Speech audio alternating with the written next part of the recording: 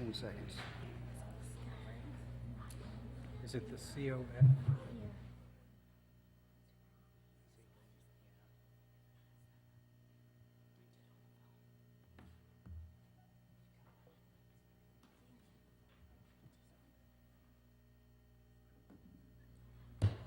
I'm going to call the City Council meeting of December the 2nd to order.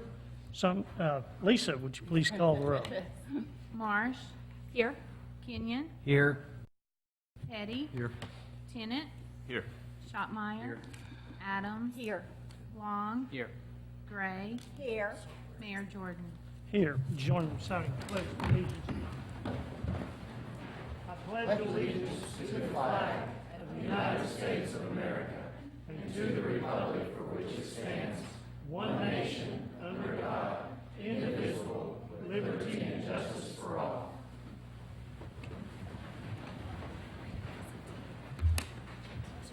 Okay, the first order of business tonight is the consent agenda. Number one, approval of the November 18, 2014 City Council meeting minutes. Number two, resolution to award bid number 14-62 and to approve the purchase of a horizontal compost grinder from Roto Chopper Incorporated of St. Martin, Minnesota in the amount of $446,600 plus applicable taxes for use by the Recycling and Trash Collection Division. Number three, a resolution to approve a budget adjustment in the total amount of $21,320, representing donation revenue to animal services for the second and third quarters of 2014. Number four, a resolution to approve amendment number 2 to the agreement with McGoodman, Williamson, Yates Incorporated for design services associated with the Recycling Trash Collection Division office building expansion and site improvements in the amount not to exceed $47,527. Number five, a resolution to agree to the terms of the Fayetteville Natural Heritage Association's letter of October the 9th, 2014, proposing how it will invest and pay to the city $300,000 for the purchase and preservation of Mount Kessler Reserve.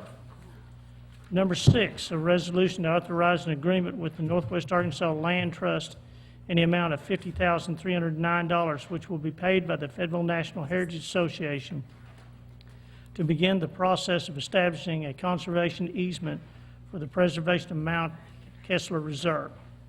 Number seven, a resolution to approve a budget adjustment in a total amount of $22,529, representing donation revenue to the Von Richardson Community Center for October 2014.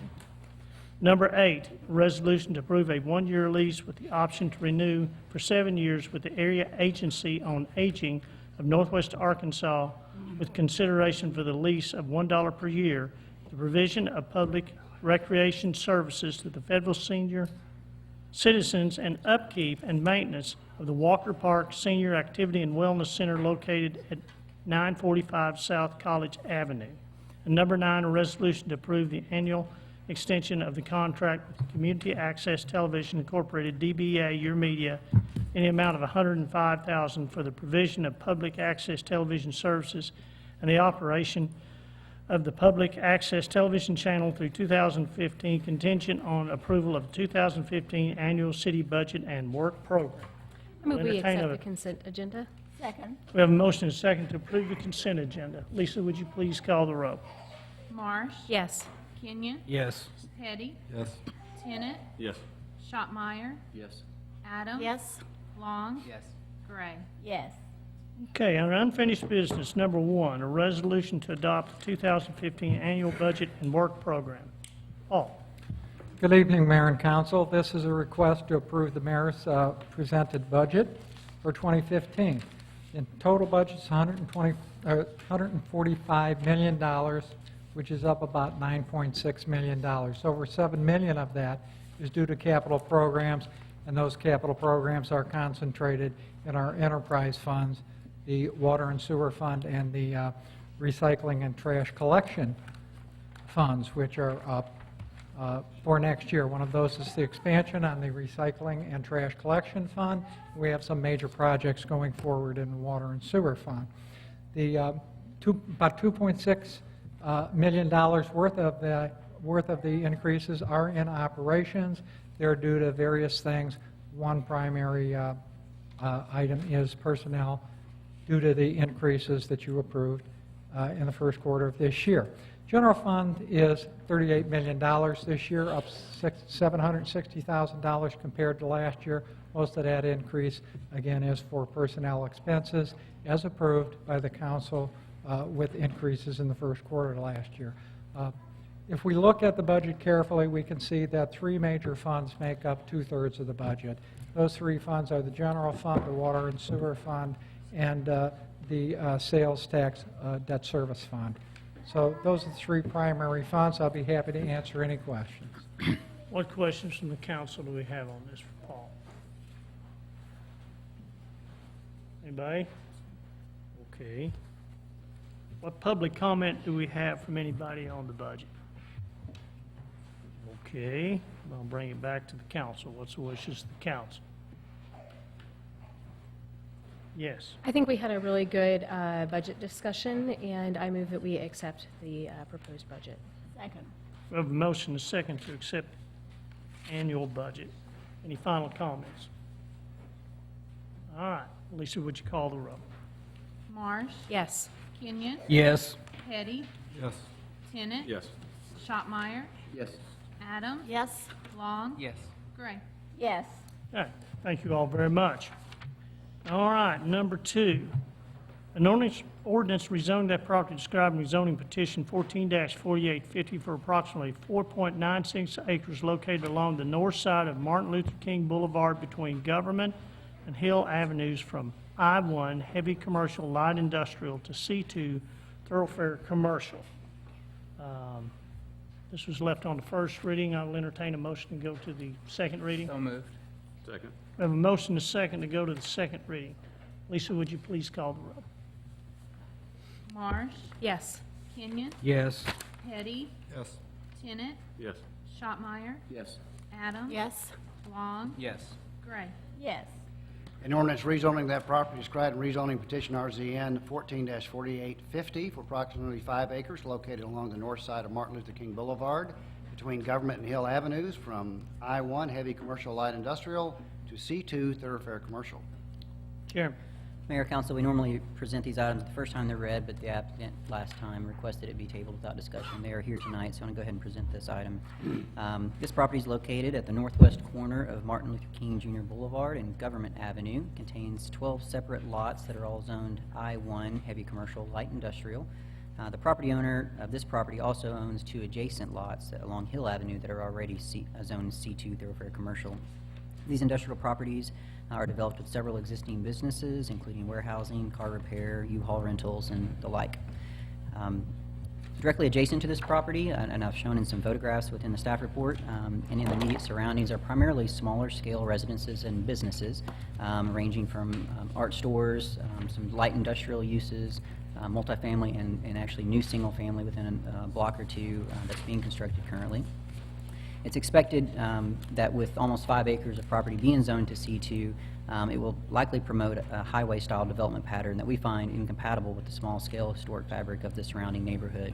There's not another zoning of this nature and size along Martin Luther King Jr. Boulevard until you get closer to the intersection of Razorback Road or Archibald Yale, which is a number of blocks away. The subsequent development pattern on C2, as you all know, that we see primarily along Martin Luther King Jr. Boulevard, College Avenue, Weddington Drive, those are all zoned almost predominantly C2, usually includes single, sometimes large, sometimes small use buildings located at the back or the middle of the property surrounded by a parking lot. And so that would be the anticipated form of this development as well. I think our concern here and the question that we asked ourselves and the Planning Commission and the Council is this the rezoning and the development pattern that creates an appropriate and compatible use and development pattern for this property, given the factors that may be considered in a rezoning application. Primarily, as Mr. Williams has noted, compatibility is a big issue with any rezoning application the council needs to consider.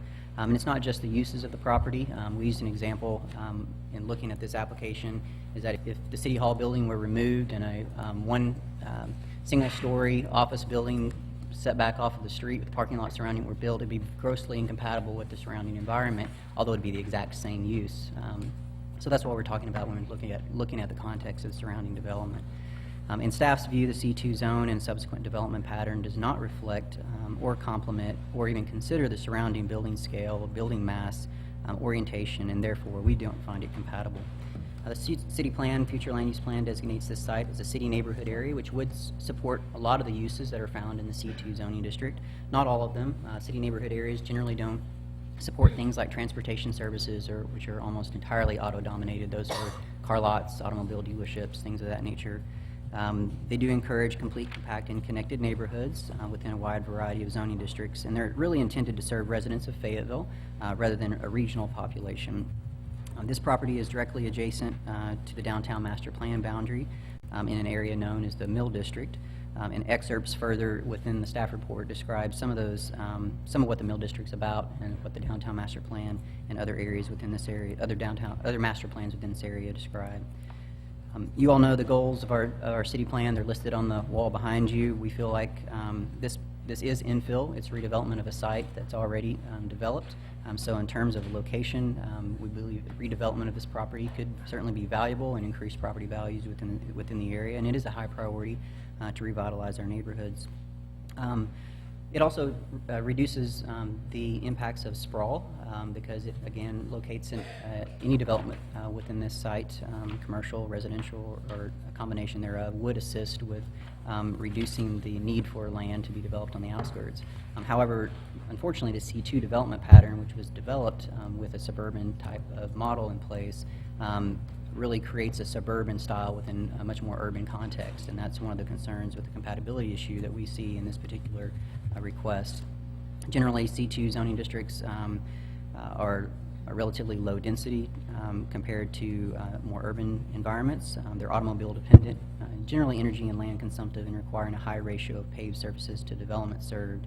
And it's much more in line with the suburban form of development than urban infill. So if you were trying to measure on suburban sprawl, you meet one of them, I think, but you don't with the other in terms of the form. And then lastly, the third goal, which I think is a primary component of this particular application when we looked at the city plan rezoning factors, was that we're trying to encourage traditional town form. They're not always appropriate along major interstate highways. When you front on an interstate, it's very hard to create a walkable environment, for instance. And so, but in this particular case, we believe that there is an opportunity here to continue the good efforts and investment that is occurring in our Mill District in South Fayetteville.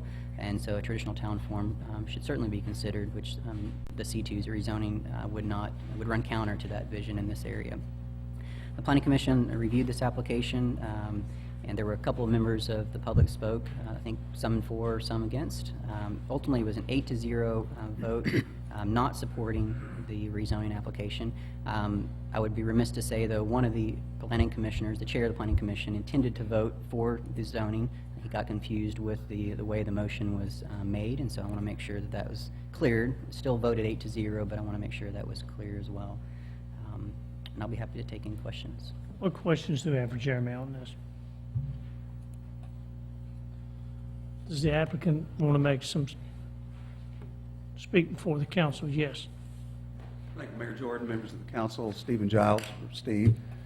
Pleasure to be back here with you tonight. And we have taken feedback from you, the council, and the mayor's office about the project, and we're trying to work with that into a document that we can present to you. I understand your procedure is that we cannot talk in a straight rezoning app, which is talk about the project particulars, according to the city attorney, without having presented to you a bill of assurance.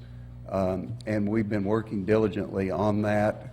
I regret to say that we're not completed with that tonight, but we've made substantial progress about taking some of the more, let's say, objectionable uses that are allowed by right in C2 out of this particular development that the property owner and the developer has in mind, and also to incorporate elements of your design in your other districts that are not required in C2, but we want to put these in the project. And if you please take this into consideration, we want to come back as soon as we can. I think we can work through this with Mr. Williams very soon. We're just not able to get a signed document to present to you tonight. Yes, Mark. So are you asking us to table this again? It wouldn't have to be tabled, just left on the second reading. Yes. I right. was asking if you were asking us to table it, though. No, sir, I think just leave it on second reading so we can come back and hopefully with a document that you can actually see and we can show you what the project is going to be. Yeah, go ahead. You realize that would mean, so that would mean 2 weeks, you think you would have things completed and everything by then? I would expect that we'll have a completed document in 2 weeks. Now, I don't know if we'll have Mr. Williams to sign off on it, but certainly we're doing everything we can to try to meet your concerns about those uses that could be done if the property's rezoned in C2 that you don't want there. We don't want those there either. It's just kind of working through, this is a legal document, it's filed of record, and we want to work with Mr. Williams just absolutely to the extent that we can. I'm fine with that. Al? I would just think that we would let the applicant come up with the best application process or packet that they can prior to us voting on it, so I think that's a reasonable request. What's council members think from Ward 1? I think this sounds like an excellent idea. I had another question that I would like to have a little clarification on for the public. A bill of assurance, does that stay with the property just like the zoning does? It's actually part of the zoning ordinance. It's an exhibit to the zoning ordinance, adopted by the zoning ordinance. And it will remain as zoned unless the city council at a later date comes back and upon request changes or deletes the bill of assurance, or if the property is rezoned. Once the property would be rezoned, then of course, since this bill of assurance only goes with this zoning, then that would do away with the bill of assurance. But otherwise, it stays with the zoning as long as that zoning remains with the property. Right. Thank you. That's real significant to me and to what I've heard, the concerns of the neighborhood. So that's very important. I think most of the concerns that I'm hearing from the neighborhood is not about the use, but more about the form of the building. And so, I'm hearing that the citizens in that neighborhood want a form-based code because they want the building up to the street. And the plan that I'm seeing does not reflect that. And so while I appreciate the effort to eliminate some of the less desirable uses, I think that that's a good step in the right direction. What I'm going to be looking at is specifically the form of the project. And keep in mind that the bill of assurance that they offer has to be voluntarily offered. So I might tell you that, well, I don't think this bill of assurance is enforceable, or it's not in the form that I am comfortable with, but I cannot tell them what to put in their bill of assurance. This is something that must be voluntarily offered by the developer owner. Okay. So, I'm going to take some public comment because I know that there's folks from the neighborhood, I see them out there, that I'm sure want to speak on this, whether it's tonight or in 2 weeks. So if you would, come to the podium, give us your name, address, and everybody gets one turn at the microphone. Stay with me. Keep your remarks to me. Don't engage a council member, or council member, please don't engage a citizen, and let's be courteous. And if a council member brings you back up to ask you questions, then you may return to the podium. Otherwise, you speak one time and then we're all done. Okay, everybody got that? Okay. Hank, go I'll do ahead. the best I can to stay civil. Hank Kaminsky is my name. My wife and I own property directly across the street from the property we're talking about. And we have had mixed feelings about the use of the property. Some of us love the proposed store that shall not be named, and some of us don't like it at all. I see that the biggest problem we have is the appearance of the neighborhood, the aesthetics of the neighborhood. For us, we're both artists, and we run an art institution there on Martin Luther King, and we are interested in seeing to it that the values that we love about that building that we're in are reflected by the neighborhood. And zoning, shifting a zone from what it is now industrial to commercial thoroughfare is, in my opinion, in our opinion, not acceptable for that particular neighborhood. I think it needs to be, if the bill of assurance provides us with the kinds of aesthetic solutions that we're interested in, then I would like to see that when it comes out. Okay, Thank you very much. I appreciate it. thank you, Hank. Hi, Keith Brenner. This is Johnny. We're at 574 South Block. And I agree with Mr. Kaminsky. Johnny here gets in the car 2 or 3 times a week because we can walk everywhere in our neighborhood. It's so exciting how our neighborhood has exploded and all the things that are available for us in our neighborhood. And if we have this giant box store come in that makes us seem like we're living on the interstate, it's just going to destroy the feeling of neighborhood that we have. And it's going to reduce our willingness to just want to walk around because, and so just strongly would oppose having a big box C2 zoning be placed in our neighborhood. Thank you. Okay,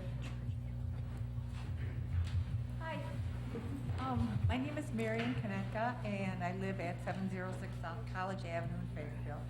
Bring the microphone down. Better? Yes. Okay. Hi, I'm interested in the zoning of this property, and I have prepared a little statement I'd rather read than kind of go expertise, if that's okay.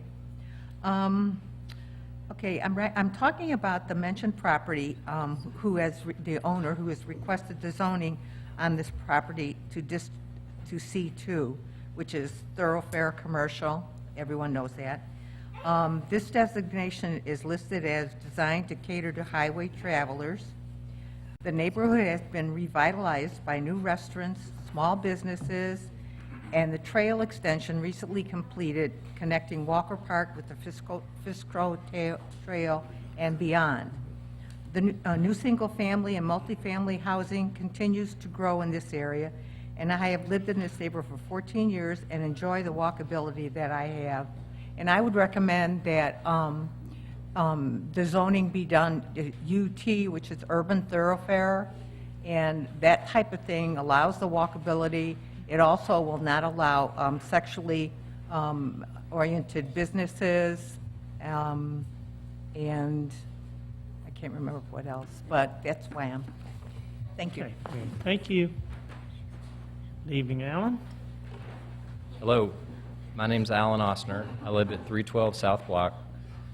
I've lived in this area 14 years, and I'd like to start by saying that C2 is not a zoning district that my family and I are comfortable with.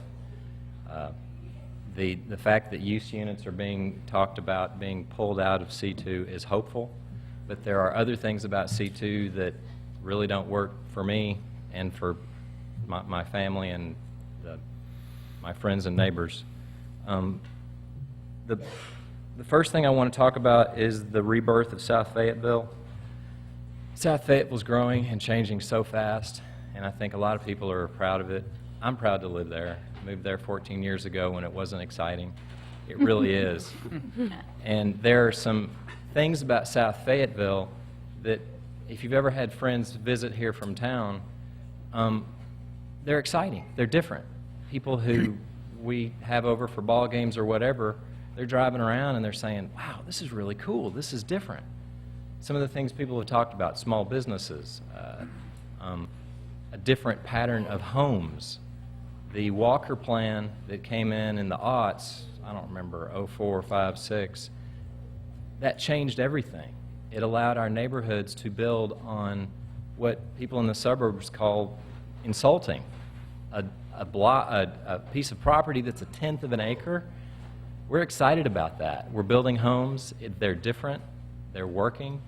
That's forward thinking, new zoning ideas that are proven to work. The C2 zone was invented in the 50s. I did a little research on Google. It was a common zone to let businesses be built with the new automobile explosion. That's not the new zoning that has made South Fayetteville exciting. I'm also a neighborhood coordinator. At the last minute, I copied a petition. Just, all it says is, I'll just read it. We, the undersigned, would like to voice our concerns about the land at the corner of MLK and Government, known as Hannah's Landing. We're against rezoning the land to C2. We would like to see a more neighborhood-friendly zoning district instead. We would like a zoning that promotes walkability and is more consistent with the surrounding community character. I'll hand these out.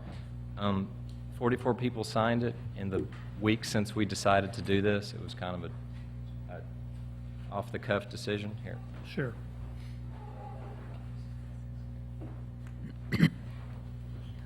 So it's not like we had a big petition drive and had months and hired people to do it. The third thing I want to talk about, the second thing is it's not just the use units of C2 that upset me or my family. It is the pattern of construction. The building in the back with a big parking lot up front is the old thinking that has started to destroy American towns, in my opinion. The other zoning district, UT, would put the building up front. It would give people walking on the sidewalk refuge. You feel safer when there's a building next to you. When there's a street here and a big parking lot over there, you just don't feel safe. I've tried it. I've walked on parts of MLK that do have big parking lots. It's not conducive to a neighborhood. The pattern of development in this area is different. It doesn't fit with C2. So the use units would be helpful. I already covered that.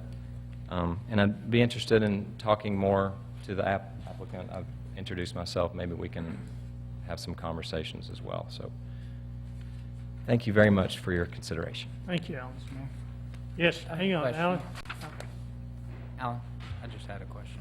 I'm Alan, too. Hi, Alan.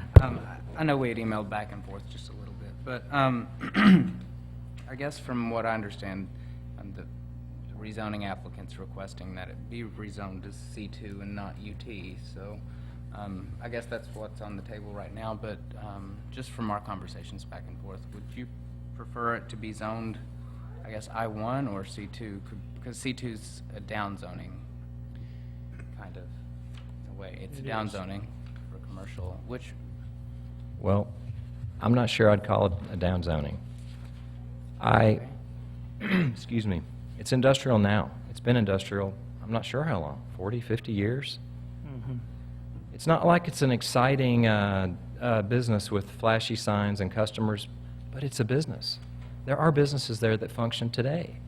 There's Roberts Auto that faces MLK. There are warehouses in the back that did plenty of business for plenty of years. I didn't find those obnoxious uses at all. They were functioning. People were being employed, by the way. Those jobs won't be there when this property is changed. So I'm not sure C2 is a huge improvement to I2 in this for me, in this So you would situation for this prefer particular. an I over a C2? If it's C2 versus what it is today, I would prefer to keep it today. Okay. Now, if C2 can come in with concessions, that's possible. I can see that. As the applicant has mentioned, removing, well, their use unit, I believe 32 and 33 that are just not appropriate to me. As the council, as the body making the decisions for the highest and best use of land, the fact that the brand-new shining high school is 3 blocks to the west, the possibly most exciting new library, again, 4 blocks to the north, I think this property is going to be rezoned and changed. I think almost everything in this area is going to be changed. I don't think I2 is the highest and best use, but I'm not sure C2 is the highest and best use either. And maybe C2 with concessions. Possibly, if it's development concessions Yeah. as well as use unit concessions. Excuse me. Does that help? Yeah. Thank you. Okay. I just wanted to clarify, maybe Jeremy can help me on some of the permitted uses that might be allowable in the I-1 that it's currently zoned. A microbrewery, a coffee roaster, a maker lab, warehousing and distribution for internet-based retailers, artist workshops, light manufacturing such as garment manufacturing or screen printing, a food truck commissary, and green tech industries. Would those all be permitted in the current zoning? And would those, Alan, would those be more appropriate uses in your view, more compatible with the neighborhood than the proposed C2? Absolutely. When they talk about funky Fayetteville, we're funky Fayetteville. An industrial zone that has those uses is what we're used to. So, yes. Thank you. For me. Okay. Thank you. My name is Edward Haytmanick, and I have the business directly across the street from the proposed zoning change, Heartwood Gallery, Heartwood Creations, and the building that has Ease Art Supply and Pottery Studio on the corner is the owner of that building, and the people that run that business live in the house adjacent to Heartwood Gallery and have 2 small children. And the issue, I oppose the zoning change. I support form-based development, but the issue that I want to speak to is traffic. And because I live off of Razorback Road on Markham, and for nearly 20 years I've walked, bicycle, or driven that route down Razorback Road to Martin Luther King to Government, and Government to my shop. And during that time, the stadium has expanded, the high school has expanded, 9th graders are moving into the high school. There's probably 4,000 student apartments that have been built, and the traffic is difficult. It always was difficult to cross Martin Luther King. You know, now there's the pedestrian tunnel, but I mean to get across it, whether you're trying to walk across it at that intersection or drive across it, you're darting in between traffic. And from my shop, I hear the accidents, the sirens, you know, I hear the skidding, and then I hear the collisions, and I know that there's an inordinate number of accidents on the corner of Government and Martin Luther King Jr. now. And when I think about the development, the increased traffic the development would bring, and the fact that the property doesn't access from Hill Street and it would be Government Street, and I know from experience that when you go north on Government, if you go straight up to Center Street, you're going through a small, narrow residential neighborhood with a couple of dog legs, and you can't make it up that street in inclement weather, any snow or ice, and sometimes even heavy rains pulling up to Center Street. The other alternative, if you go down Prairie Street to, I don't know at that point if it's College or Archibald Yell, but if you go to that intersection, it's a very difficult intersection because 2 streets come into it, and that semicircular intersection that's been created means that when you're trying to pull onto the street from Prairie, there's also another street coming in, and you're shielded by flower beds and stones, and it's a difficult intersection. It's risky to enter. So I don't feel like access from Government would not cause additional traffic problems, both entering to the east and from the south. And you know, I don't know what the solution is, but I don't think we should encourage that scale of development. And I, too, have difficulty with the large paved parking lot with the stores behind it.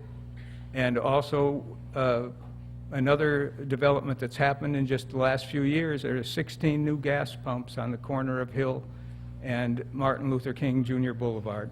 And the direction that the country needs to take, and I think we all recognize it, whether, you know, people might disagree about the pace, but we need to transition to a less fossil fuel dependent society, and I don't think we need additional gas pumps.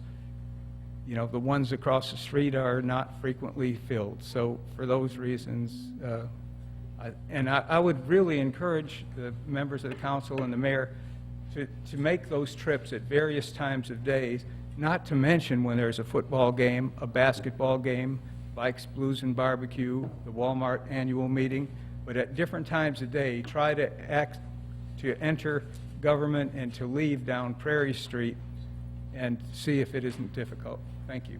Thank you. Hi, thank you. My name's Davis Trice. I'm 20 years old. I grew up in Fayetteville.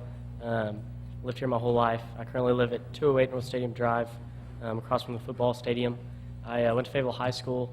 Fayetteville's my town. I love it. I went to Fayetteville High School, like I said, and speaking on behalf of the students, which obviously there aren't many here, but I know that this could be a need for them. On the way to school, in high school, there were reasons to run errands there. A Walmart. I'm speaking in support of rezoning for this for the plans for Walmart. There's a need for that for both high school students, the expansion of the high school, for the college students, especially ones that live in Hill Place across the street, the ones that live in Sterling Frisco. Let's see the View just down the street to the right. All of the new student housing. They need this. I believe that the Walmart Supercenter down the street, that's far. Students that don't bring cars to school need a place they can walk to, need a place they can bike to and scooter to. It's obviously new in Fayetteville. So I speak in support of this. I see the Frisco Trail. I see increased use of this with the new Walmart. I see that they could take that from Sterling Frisco off Dixon, run by that. I see that that would be great use for that. I think that all in all, for a student, my demographic, I think that this is something we should, take the students into consideration, think about how it could benefit them as, 26,000 students go to the University of Arkansas, and that's a large majority, or a large percentage of people that live in Fayetteville. So on behalf of the students, I'm in support of the rezoning. I ask that you consider my demographic when making decisions in the upcoming weeks. So thank you. Thank you. Yes? I have a question. You mentioned that you approve of the use, as in, you would like to see a grocery store there.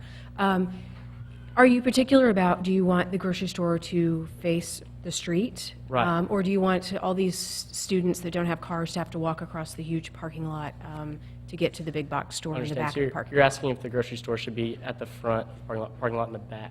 Yes. I don't see Walmart being in support of that kind of a plan because I just haven't seen a Walmart like that anywhere. So knowing that might make it more difficult for a Walmart to be put there, not knowing how they would be able to adjust the plans, I would be in support of just rezoning it, and even if the Walmart was in the back of the parking lot. Okay, so let's pretend like we're not talking about the actual use, because what we're considering here is not the specific project, Right. but the land use. And so from your perspective, is it important to have a building that's at the street, or is it better to have a building that is behind a parking lot? No, ma'am. Not important. Okay. Thank you. Okay. I have Yeah, a I'm question. sorry. I'm sorry. I'm just trying to get clarification because what we're talking about is zoning and use. And if you want to look at an urban Walmart, you can Google it, and there certainly are many examples. And you can also see where Walmart, if you're looking at Walmart or any other store, can conform to the expectations of neighborhoods and cities in order to relocate. So if it were zoned with the possibility that a retail grocer such as Walmart could come in but have a different form, then that would meet your needs. Is that correct? That is correct. Okay. I know that that slows down the process if Walmart has to adjust plans.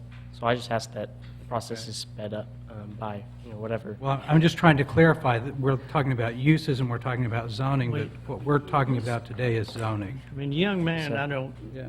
let's, Well, I'm just trying I to mean, he's not clarify. a specialist here in this field. I mean, True. I'm trying to answer concerns on the land I use. understand. And then I had one more question. You said that you speak for the students. what authority, are you representing the student government, do you just happen to be a student and so you're taking that I'm a student of position? Fayetteville. Okay, but you have not been designated by other students to represent them? No. Thank you. Okay, thank you. Yes, thank you. My name is Brady Carmen. I live at 440 South Locust, and I am in support of form-based. I think a lot of the things that the previous gentleman said, I think it's great. The density of student living, of the population, the walkability. It's nice to have it's nice to have resources that you can walk to. And so I think that also we need to look long-term, because we're not just looking at the next person who's developing the site, but we're making a decision for the future of Fayetteville. And so I think it's important that we look at form-based, so we are able to put our input, that we keep the downtown plan going, the Walker plan going, and we're able to have a say in what we want for the future of Fayetteville. And I think we relinquish some of that when we do C2. Brady, someone. Hello, my name is Angela Wisely. I'm a homeowner in Ward 1. There are a number of people who I know want to speak. I serve on the Environmental Action Committee, so I feel like I get a lot of opportunities to speak lengthy on my opinion, so I'll keep this short. I support form-based design. I believe it encourages pedestrian accessibility in a safe manner. If given the choice between C2 or our current zoning, I vote against the C2 request, in my personal opinion. I would highly encourage the City Council to promote the form-based design. I think it's better for the community, and I appreciate all that you guys do. Thank you so much. Hello, my name is Robert. I live on 316 South Block. I was asked or encouraged to come here by my neighbors in support of this. The majority of the speakers before me. I believe that, as you can see in this area and further direction behind you, there is a consistent theme in the type of housing and development in this area. You can see the houses seem to be a little more artistic, the businesses a little bit more intimate, as well as some of the smaller businesses and restaurants. And the park is, in my opinion, has become a little bit cleaner, a little bit more pleasant to be at. We used to live over by Wilson, and I thought I kind of favored that area, and I've actually grown to become a little bit more attracted to this area and the people, the community. This is my daughter Ruby. She came up to support us. But I really do, or she came to hide behind the podium. But I really just want to encourage that, that we all see that there is something that's consistently building here with the library and the sort of artistic theme and the development of things that are very pleasant and appealing to the eye and appealing to a residential community and the building of a community and a just more positive state of mind. There are places in Fayetteville that seem, how would you say, seem appropriate for certain types of businesses. So say if you were to go down towards the mall or further down College, you would see that there's lots of places selling automobiles, hotels, or towards the freeway you see more hotels, things like that. You see a Walgreens, a Walmart, a Target, larger development with larger parking lots. And those seem like good areas for those types of businesses. And businesses obviously promote growth and work for everybody, which is a positive thing. Everybody needs a job. But not everybody needs a job in our neighborhood, It's just kind of, there's a place for something and there's a place that's not for something. And I understood that Ms. Sarah Marsh, recommended some types of businesses, and some of those businesses did seem very appropriate for the type of neighborhood that we're hoping to live in and hoping to encourage. And I hope that whatever decision is made, that the people that make this decision understand that the people living in that neighborhood are living there because they're hoping to live in a neighborhood that is consistent with what they're trying to build for themselves and their children and the town of Fayetteville, which they've chose to live in. All right? Thank you. Thank you.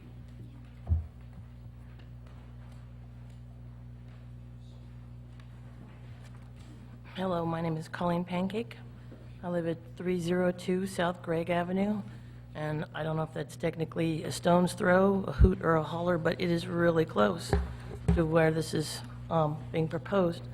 I'm close enough to hear any trucks or to be affected by traffic on that very narrow street. I've lived here 24 years now in that neighborhood, and I've seen a lot of change from dilapidated houses to new growth. And in 2000, we started a neighborhood association specifically to address some of the changes that had been proposed, and we avoided unnecessarily proposed straightening of the street where there's a bend in it to increase the traffic. Excuse me. We worked with the planning department to downzone our area. We were a pilot project to kind of bring it down from light industrial to residential, which is what it is, residential. Again, we have no sidewalks there, so, and it is not wide enough to meet the standards of normal streets, only because it is the original Fayetteville neighborhood, according to the county records. So you're going to need some unique solutions there. Form-based design seems like a better solution to me than just downzoning it to C2, which would allow for problems. Whatever decision you do make, I ask you to consider it thoughtfully, because this is going to affect our household for the rest of our lives, because we intend to stay there. And just remember, it's not what you do, it's how you do it. It's important, so consider a decision. Thank you. Hi, my name's Johnny Chamberlain. I live at 502 South Mashburn Avenue. I'm a student at the University of Arkansas studying environmental dynamics and sustainability, and I was attracted to this neighborhood. We have lived within walking distance of this site for 3 years, first at Eco Modern Flats, and more recently bought a house in South Fayetteville. And I was attracted to this area primarily for its walkability. I could walk to campus, I can walk to work, I have stores I can walk to or bike to, great access to the trail. So I'm opposed to this proposed rezoning and more in favor of form-based design. I think it's a better fit for the neighborhood and will help promote walkability in that area in the future. Okay, thank you. Hello, my name is Rachel Tebbets, and I live on 426 South Government Avenue, directly across the street from where the property is, the proposed rezoning. And I have witnessed a lot of traffic on Government. I've lived there almost 4 years, and it is already an overly trafficked street. And I have a small child. I have a child expected on the way. I already do not let her play in the front yard by herself because of the danger that a speeding car could come by. And if there's more traffic on that street with the C2 zoning as it straight is, then it would really bring down the vibe of the neighborhood, which is walkability and is more residential. And as I look at these Fayetteville Vision principles, a naturally beautiful city, it already is naturally beautiful there with the trees. And I'm not against Walmart, but I am against the C2 zoning as it is without any,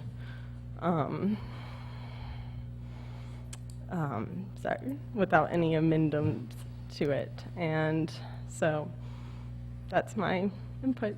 Thank you. Thank you. Hi, my name is Suzanne Clark. I live at 438 East Fairway Lane in South Fayetteville. I'm a bit farther south down by the Fayetteville Country Club. I wanted to speak in favor of the rezoning request. I was thrilled and delighted when I heard there was a possibility of a quality grocery store going into South Fayetteville. As far as I'm concerned, we desperately, desperately need it. I think young Mr. Trice did an outstanding job of talking about what's going on with the student population around there and the fact that they can walk to a grocery store there rather than everybody getting in their car and driving. But we have a real need, and we are talking about putting something on Martin Luther King Boulevard. So we are already talking about a major thoroughfare, and there will be cars and vehicles, and there will have to be a big parking lot. And the idea that we should wait until there's some other business that we somehow like better to put into a place right now that is extremely run down, it doesn't make sense to me. I think this is a project that we should be welcoming with open arms. One, because selfishly, I want a good grocery store that I can get to quickly without driving across town. But I think in terms of what is there now and the idea of going from an industrial zoning to a commercial zoning, it is a step up. It is moving in the right direction. And I would just ask that you vote in favor of it. Thanks, Suzanne. All right, Adam? My name is Adam Cox. I live at 533 South Church. That's the corner of MLK and Church. And I couldn't care less what business is there. It is pretty awesome to be able to walk to a grocery store. I do have to admit, whether I like Walmart or not, but I would like for a big business not to come in and just say they want to do this without conforming to what Fayetteville is striving to create. And I think you're all very aware of the things Fayetteville is trying to create. Keep up the good work. Do the right thing. Thanks. Adam, just a second. So you're over at Church and MLK, and that's Yes, sir. in the Walker planned area where we already have a plan. Yeah. Are you familiar with that? Yeah, the 2030 plan or whatever it is. Yeah. Well, this is the neighborhood master plan. Yeah, that's what I mean. Because I guess my concern is, and Suzanne brought this out, this is already a major thoroughfare, and it is one of the few east and west thoroughfares we have, so we have the expectation of traffic on it. And you're living right on the corner of this thoroughfare. Oh, yeah. So you are already experiencing this east and west traffic that is a major east and west route for people that are coming and going across the city. So I guess my question is, do you see the difference in the C2 compared to other zoning possibilities as a traffic management, or is it, I'm trying to understand what your opposition is.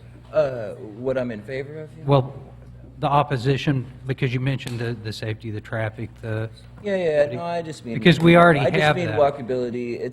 It is the neighborhood that I specifically live in on the other side of 71, right? From Right. the proposed area we're talking about. It's a very walkable neighborhood, and to extend that kind of a walkability, even if it's a commercial area, fine, so be it, but, at least make it storefronts instead of parking lots. I'm just thinking of safety, and probably no one knows what's going on up and down MLK more than you if you live at the corner of MLK. You can hear it in my living room all day Right. long, brother. So it's already there. I know when it's 8 a.m. Right. Okay. I know when it's 5 p.m. I don't even need a clock no more. Okay. Thanks. I just, you have a really valuable point of view by living right on the corner of already this busy. Oh, yeah. No, but I mean, it is a beautiful spot. I'm happy to live there, for sure. I just want to keep it a beautiful spot. And here's the deal. We all know what happens to big box, even if it's a small version of a big box. But we all know what happens. We can drive down 71 North and see the evidence of that.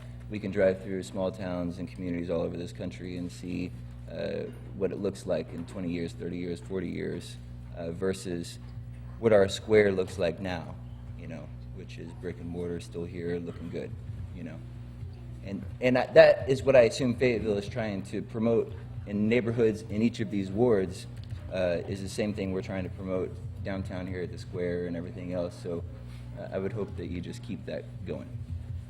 Thank you.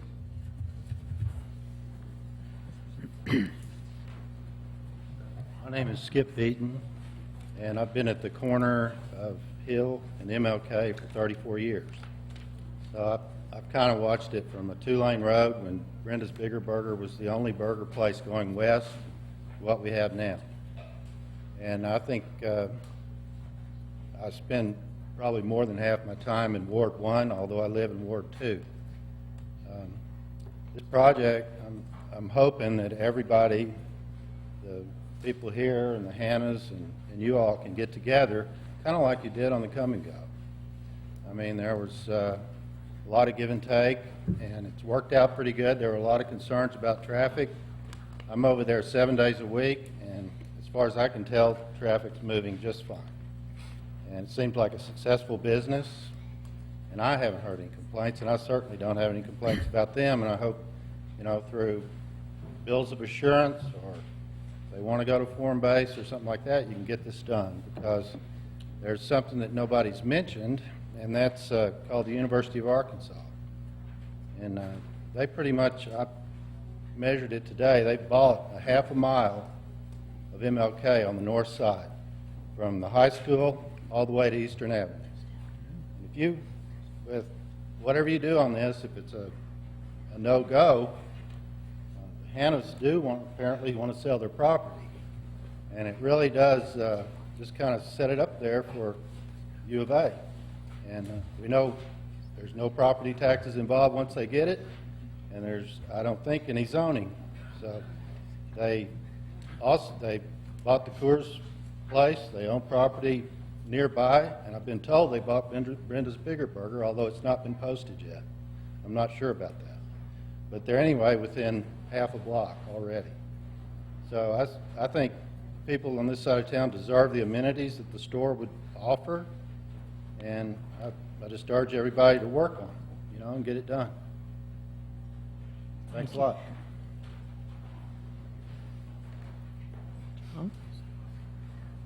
Hi, my name is Chang Tan, and I am speaking as a person working on the downtown square, not as a chamber staff or economic developer, as an individual, as an employee. From my standpoint as an employee, I am very excited about a grocery store coming at that location, because to me it is a great reason for employees during our lunchtime to walk down to the grocery store to pick up some stuff for home, either to do groceries or to just quickly pick up some frozen lunches or anything. Because right now, if you work in the downtown square, either you eat at a restaurant or you have to bring your own food. There's not other alternative, or you pick up a car and you have to drive past to the west in order to go to the Walmart on MLK. There is Marvin on College Avenue on both sides of it, but then with one more grocery store, it offers options and selections. And because this one is, in this particular case, it is a neighbor market for things that we forget or for things that we need at the last minute. So we can just, so for our employees, because I did a Google map, if you do a Google map, it is only 15 minutes walking distance from Razorback along MLK to this location, and you can actually from this location walk all the way to Dixon Street, also a 15 minutes walk. So an employee can just go down there, pick up something either for lunch or for something that they forgot, or last minute groceries, and then pick it up and then walk home. So to me, it is a way to encourage employees to walk, to enjoy the scenery and the housing, and also like our Alderman Sarah Mush talked about some, food desert area in the South Fayetteville. This is one more amenity that I think is good. And so not only it is something that I am excited about, and if it is just a matter of the zoning, I'm not sure if, let's say, you turn down C2, can a grocery store come back again and ask for another zoning? Because for me, I'm not paying particular attention to the type of zoning. I am more welcoming to the idea that right now we will have a possibility, which is a real possibility at hand. It's more of a bird at hand as long as the council approve it, is that we have an option to shop and to buy food and things like that. So I appreciate it. Thank you. Thank you, John. My name is Thad Hanna. Thanks for the opportunity to speak. I live at 16308 East Black Oak Road in Fayetteville, but I also work in the Fayetteville Industrial Park. Just as a personal note, from Southeast Fayetteville, speaking for the 200 people that work with me at my factory, you really have two choices. You can go to the intersection of 45 and Mission to go to a grocery store, or you can go to the Supercenter out on MLK and go to a grocery store. But just give you a little bit of the history. My dad bought that property back in the 60s. And you got to remember that was Highway 62, which was a main highway from the west coming in to hit Highway 71. It has always been a busy highway. The state came and bought property from us back in the early 90s so they could widen that to 4 lanes. Now, according to the Arkansas Highway Transportation Department's website, 25,000 vehicles a day cross that intersection of Hill and MLK. It's one of the busiest arterials in Fayetteville. The traffic is already there. I lived on Government Street in college. There was no place to go to a grocery store without getting into your car and driving. The difference between then and today, you have the View, you have Hill Place, you have the Grove, you have Harvey, Hill coming, and the Cardinal and Eco Flats. Approximately 3,600 people live in that area that didn't live there when I was in college. This will make a grocery store in that location will be the most pedestrian and bike-friendly grocery store in Fayetteville. It will be the greenest grocery store in Fayetteville. And I wanted to make a little bit of a clarification just so the public understands this. It is zoned I-1 right now.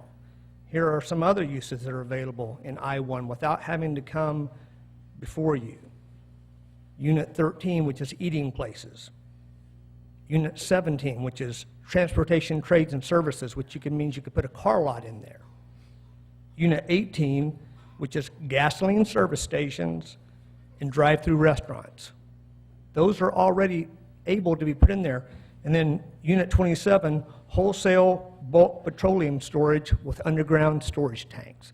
Those can already be put in I-1. So what we're saying is this is a voluntary downzoning to C2, and we don't have any control over the development. They're working with you. But this really does meet one of our objectives for the city, which is infill. Another thing is walkability. And what wasn't really even talked about is the approximately 90 new jobs and the big increase in property taxes that goes to support Fayetteville schools. Thank you. Thank you. Okay, anybody else?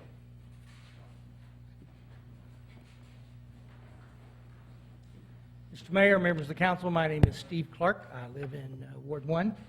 I'm here tonight as the economic advisor to the city. Some members of the council have reached out to me over the last couple of days and asked some general questions about the idea of this change in zoning, what it might mean to future economic development. Probably one of the most important touchstones of economic development for any city, not just Fayetteville, any city in any state, is how you treat your existing businesses.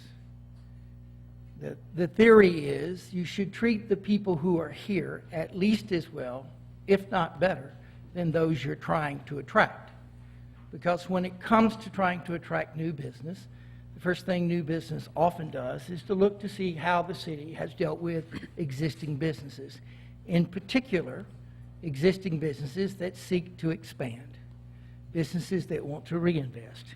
And the logic behind that philosophy is that those who are already here and have stayed, have given their time, their talent, and their treasure. And they don't have to make the argument to the city council that we're trustworthy, that we'll do what we say, because they've done that day in and day out, or they wouldn't have succeeded in business. And so in the instance of looking at a business that might be looking to develop this property, you're looking at a business that's been in this city 40 years. You're looking at a business that presently, with all of its locations in this city, is the 3rd largest employer in the city, with approximately 2,000 employees. If you take the individual units of this business and break them down, they'll be in the top 100 businesses in this city, and there are about 3,800 businesses in this city. If you look at this existing business that's here in this city, it's invested over the last 40 years close to $100 million in capital improvements in this city. And so I think from an economic development standpoint, and of course the policy is yours, but from an economic development standpoint, the issue is how do you treat your existing businesses? How do you treat the people who've been here, who've created jobs, who've created opportunities, and what do you do when they seek to expand, and how do you help them expand if they want to continue to thrive in your city? Now, obviously, the reason you have zoning codes and regulations is because cities change as our city has changed. And so there are different standards and applications as to what your desires and goals are, and as to what kinds of development you most seek. In this instance, this property that's being sought to be rezoned is not on a city street. It's not. It's on a state highway. That's State Highway 62. It's only in recent times it's become known as MLK. State Highway 62. It is the corridor from the western side of Washington County to carry 12,000 to 14,000 people into our community, potentially, if everybody comes, every day for work, play, shop, whatever it may be. If you look at the area itself, from what reviews we've done, it looks like there's about 1,500 housing units. By housing unit, I mean it could be a multifamily unit like an apartment where 1 or 2 or 3 people live there. It could be a single-family dwelling. It could be a duplex. It could be a quadruplex, because there's all those kinds of housing units within this area of where this proposed business is seeking the rezoning for relocation. Using the border of College, Archibald Yale, and School as the eastern border, using the Center Street, just right out here, in, 1 block over from where we are, as the northern border, using Razorback Road as the western border, and then going south on School to just where the Grove is, so a little bit shy of 15th Street, not probably a block and a half shy of that. In that area, there's about 1,500 housing units. There are virtually no sidewalks there. Let's don't kid ourselves. That's not your fault. That's not this mayor's fault. That's not this city's fault. The city had to do other things, and now it's catching up and getting that done. And so we're building sidewalks faster, I believe, than any city in Arkansas, and building more than 6 miles a year. And so we're doing a great job in that connectivity. But as you look at this resource, and you look at the question of walkability, and you look at the realization this is a state highway, and so its traffic count number is going to stay pretty solid, whatever project is cited for this site, whether the one that's asking for the proposal now or some other project. But you also have to understand that market really defines how people do economic development. And market is based on a whole series of very sophisticated studies, not just about traffic count or traffic patterns or just about residents, but who are those residents, what's their socioeconomic background, what's their economic status, what is their living patterns, how long they live in place, is this a transitional neighborhood, is this a transitioning neighborhood? And then when you look at this project and with the people who are proposing development, you look at what their track record is in our city. Now, yes, they've created 2,000 jobs. But yes, they're committed to sustainability. One of their facilities employs 700 people, produces eyewear, more than 200 million pairs of eyewear annually, and about 94% of everything that goes in that building is recycled: plastic, glass, metal, and water. Everything, paper, it's all recycled. In some of the other facilities, they protect some of our most precious wetlands in the northwest quarter of our city with one of their facilities. And so you're looking at a situation from the economic development standpoint. If the most important jobs you have in this city are the ones that are already here, then it's generally the recommendation, find a way to work with those folks. Find a way to make this happen. Find a way to recognize they've said, they've committed, they've not just offered, they've committed to do what is right for this city and within the rules and regulations and the guidelines of this city. And in this instance, looking at the development that we've had over the last 6 or 7 years, and we've had miraculous development because of your leadership, because of the mayor's leadership, we haven't had anyone come call knocking on that piece of property for anything, not for a microbrewery, not for a fuel station, and not for a series of other things. We've had lots of people look because they can do traffic counts. They can look at the population density that's in that walking area of about 5 blocks. They can look at disposable income. They can look at the assets that will be growing potentially around that area, such as an expansion to our library or the continued growth of the university and some of the things that it's doing, the completion of our high school. So you see that there's a lot of folks who've had a chance to look. Until now, no one has said, I'd like to invest. And the person who said, I would like to invest, is someone who has invested with us for 40 years. That's a pretty good track record. So from an economic development standpoint, and as the advisor that you asked me to be in that role, I would recommend that you rezone this property. I would recommend that you give that property that opportunity to be developed, because you're not working with an unknown, you're working with a known. Yes, I have a question. You talk a lot about employees and the jobs that these create. Can you tell me what is the median wage of the average Walmart neighborhood worker? In this city, I don't know. I estimate to be $11 or $12. I don't know that Do we have specifically. any verification of that from the applicant?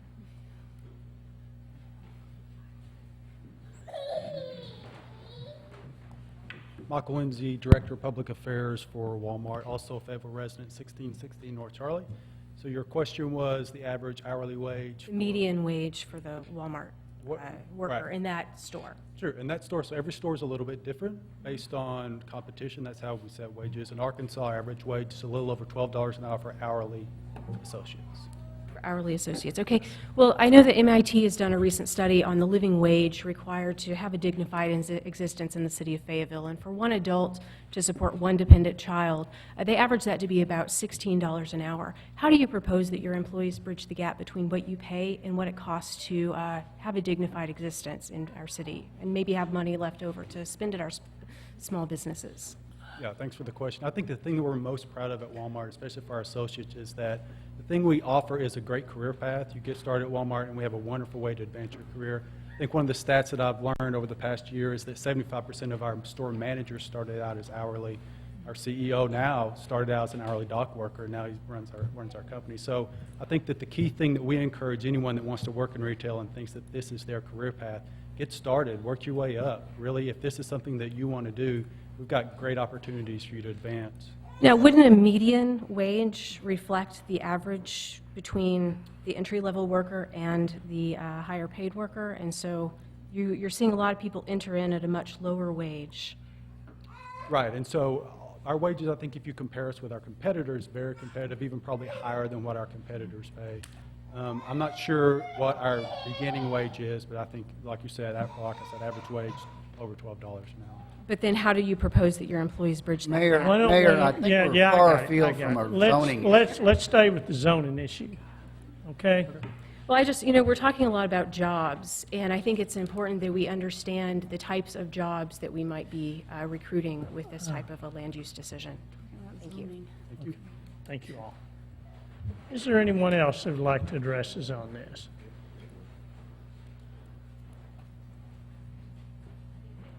My name is Erin Burton. I live at 588 South Block Avenue. It's on the corner with MLK. And I've been there a year and a half, and I chose to live in the South because I wanted to live in Fayetteville, and I wanted to feel like I lived somewhere, not just in a cookie-cutter house in the suburbs. And I don't think that a big box store with a big parking lot will contribute to a real Fayetteville feel. And I'm not opposed to Walmart or any other big store going in. If you've ever been to, like, the Whole Foods in downtown Austin, you can put a big grocery store and make it really cool and walkable. If you've ever been to the Target in downtown Austin, it can be done. And I think it's okay to hold Walmart to a high standard. Even though they give a lot to our community and provide a lot of jobs and so forth, I think it's still okay to say, but we are Fayetteville, and our vision for the community is for it to be walkable and cool and to feel like you live somewhere when you're down south. And that's just my perspective. Thank you. Hi, my name is Meredith Hendricks. I live at East Trenton Boulevard near Wilson Park, but I work in South Fayetteville. And I agree with most of what everyone else has said today, so I'm not going to go through form-based code. That's what I'm in favor of, not the C2 zone. I just wanted to make sure that everyone was thinking about this is Fayetteville and this is an opportunity for us to look at this part of town and set the stage for the kind of development that we might expect in the future. And I would hate to think that just because it's Walmart, we're not going to hold them to the same standard that we'd hold a small business to. If someone came to us and they wanted to start a grocery store, would we hold them to the same form-based zoning that we would hold Walmart, or would we change our mind and allow Walmart to do something that we know is not in line with the city plan 2030? That's it. Thank you. Okay.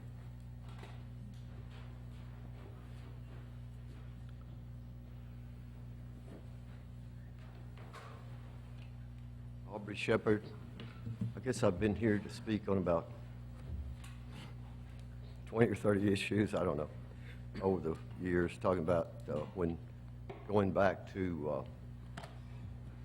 almost back to when Mayor Hanna, who owned that land, previously had a little store there. It's still, the building's still there, and he sold boats and motors. And I loved to go to that place because I was a fisherman and a former Coast Guard member and a constant paddler of pirogues growing up in Louisiana and for years after I got into Arkansas. So that's back in the early 60s and 70s when I first started doing those things here. And I've always admired that neighborhood because of many things, including all the trees and the fact that it was, much of it was wetland. And I finally moved there about 20 years ago, bought a place, more than 100-year-old house, and still haven't come up with the funds to make it warm in winter and cool in summer. But anyhow, the shade trees help a lot. And invariably, a piece of property such as this one that we're discussing tonight has a lot of mature trees that won't be replaced instantly. I remember when the Aspen Ridge project, which is now Hill Place Apartments, came along. They started clearing land down in that nearly 30 acres. In 2003, they removed low-income workers who lived in mobile home parks. There were 3 separate mobile home parks on the Hill Place property, and many acres of woods and prairie land. There's a lot of rich soil. There was no runoff from that land.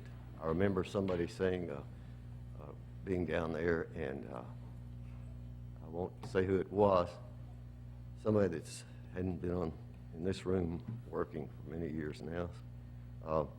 Well, it looks like there's sewage coming out of the septic tank over there in that park.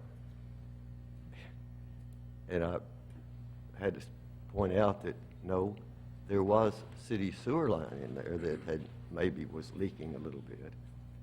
So there was a little algae growth in one of those wetland yards, but the water soaked in whatever water was on the surface, and it seeped into the streams. And the stream that's just immediately to the west of this project, coming off the university campus, is the historic town branch, the West Fork, the White River.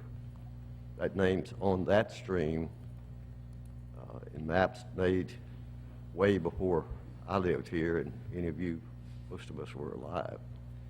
But anyhow, water that comes off this particular site some of it may get down this site when it's developed.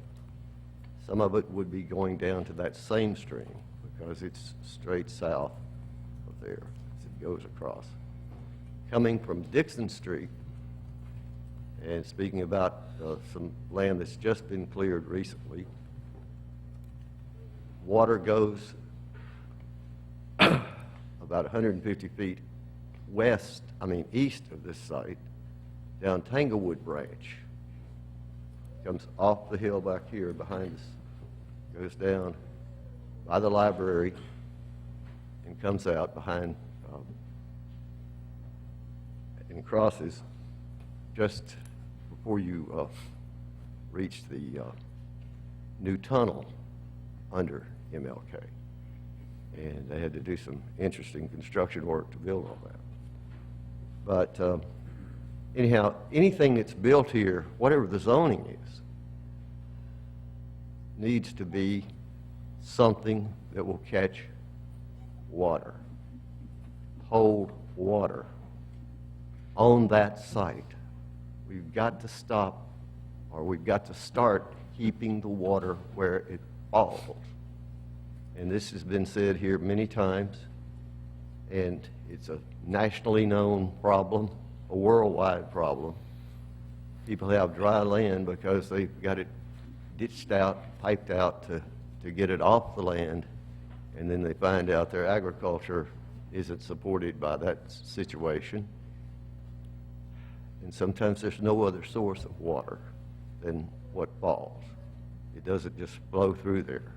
There may be underground sources, but in East Arkansas in particular, the farmers have pumped out the underground water. So we've actually still got great agricultural land around Fayetteville. But I will get back to the point. Stay with me on the zoning. I think as best you can. You wouldn't want to speak. I don't want to be the longest person. That's all right. But so I would not favor this proposed zoning that's up for consideration tonight. And I would agree, sometimes I don't agree with everything our planners say, because they're a little too ahead of the time, and that includes building things right down to the street. But if you have room for a trail with sidewalk, which will be needed in front of this area, then, excuse me, then it will actually improve the walkability. If you have a facade of a building facing that street, it will look nice. To me, those old metal buildings don't look bad. As was said, the Hannahs used those buildings in the past, and other people have used them for other purposes. And they will be crushed, and the material will probably go into the landfill.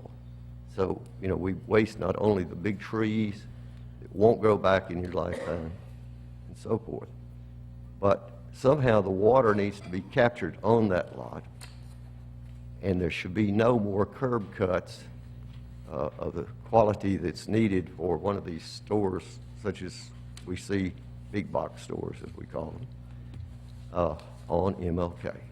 It was almost 6 o'clock when I drove up Hill Avenue to MLK a while ago, and the traffic was just flying by there.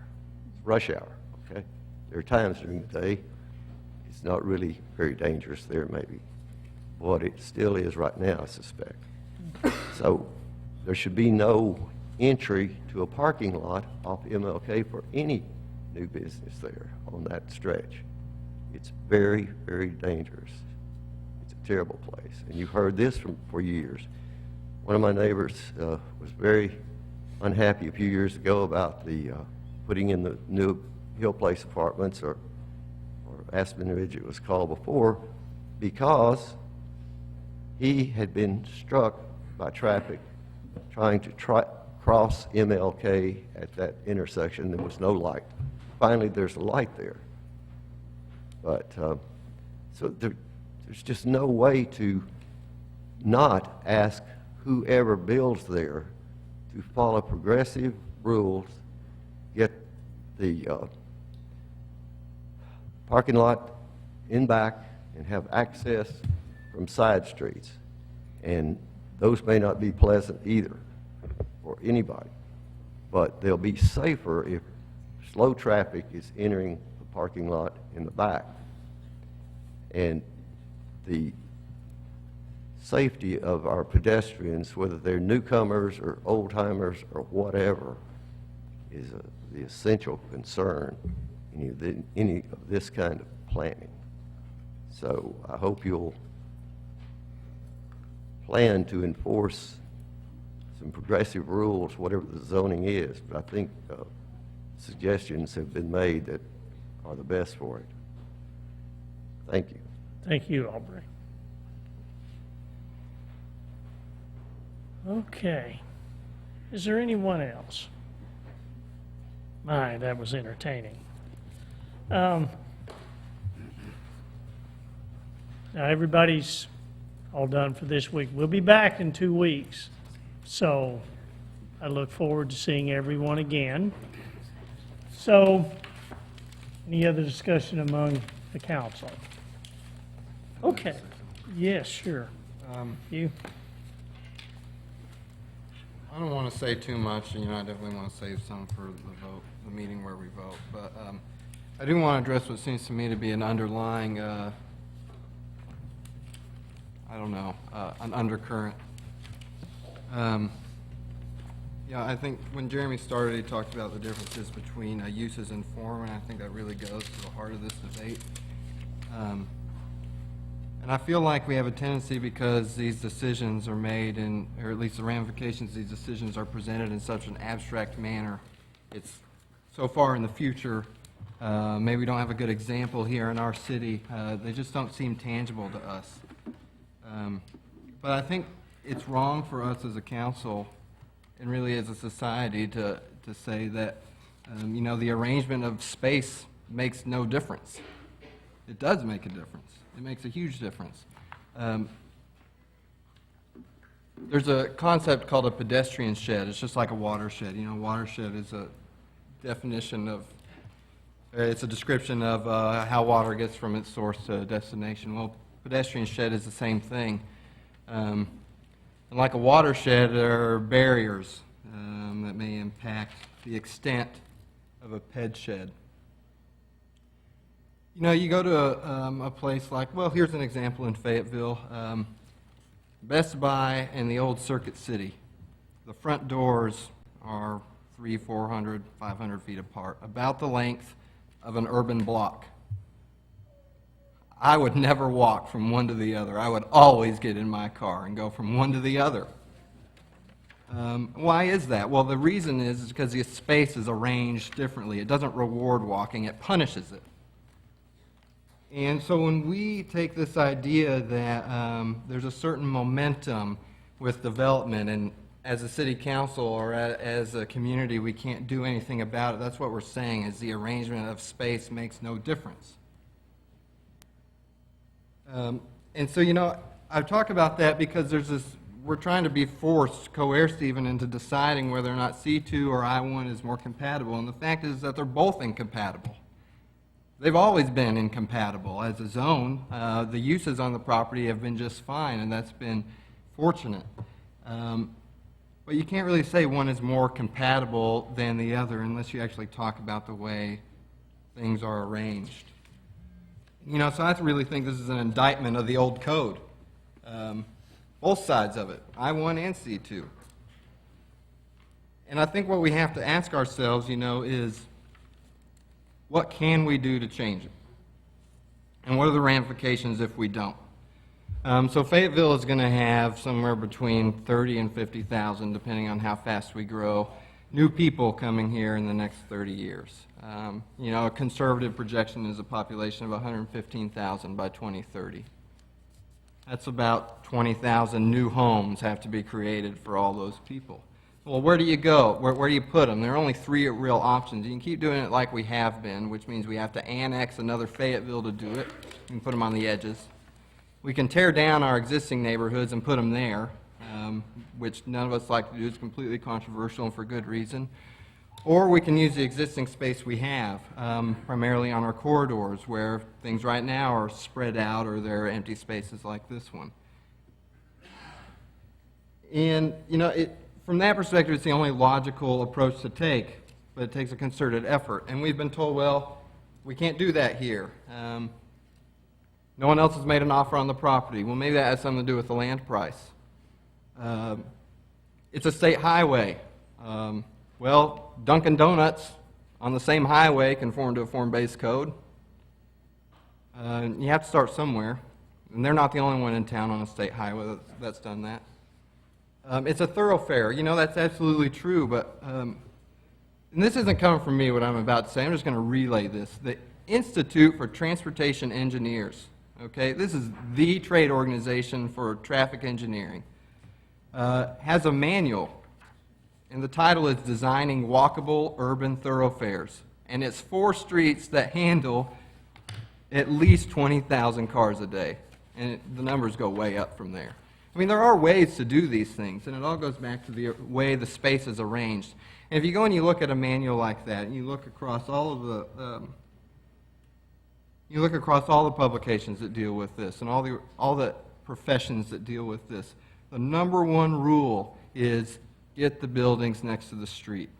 If you want to be able to handle 30,000 cars and provide safety for the elderly and for children and anybody else who chooses to walk, if you don't want to punish walking, but if you want to reward walking, if you want to have a real ped shed and handle the cars, number one rule, get the buildings close to the street. So I just think that that's the thing we need to chew on for the next 2 weeks. The arrangement of buildings really does matter, and it matters in a big way. It's a foundational, longitudinal way that it matters, and that's what we need to think about, in my opinion. Okay. Anybody else? All right, we'll hold it right here for 2 weeks then.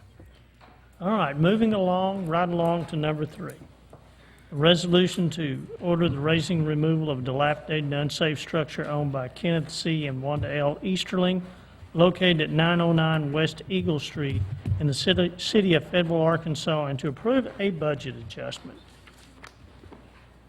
Here, I have this one as well. Okay. This item was tabled back in September to allow the applicant time to remove this structure themselves. They have been working on that. We've been inspecting that monthly, and the site is relatively clean. They still are making progress.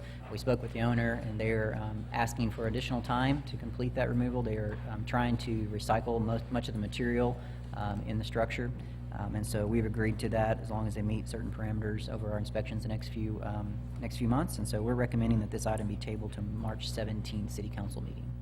Okay. Any comments from the questions on that from the council? Yes. Yes, my name is Chuck Easterling. Do own the property at 909 Eagle, and I apologize.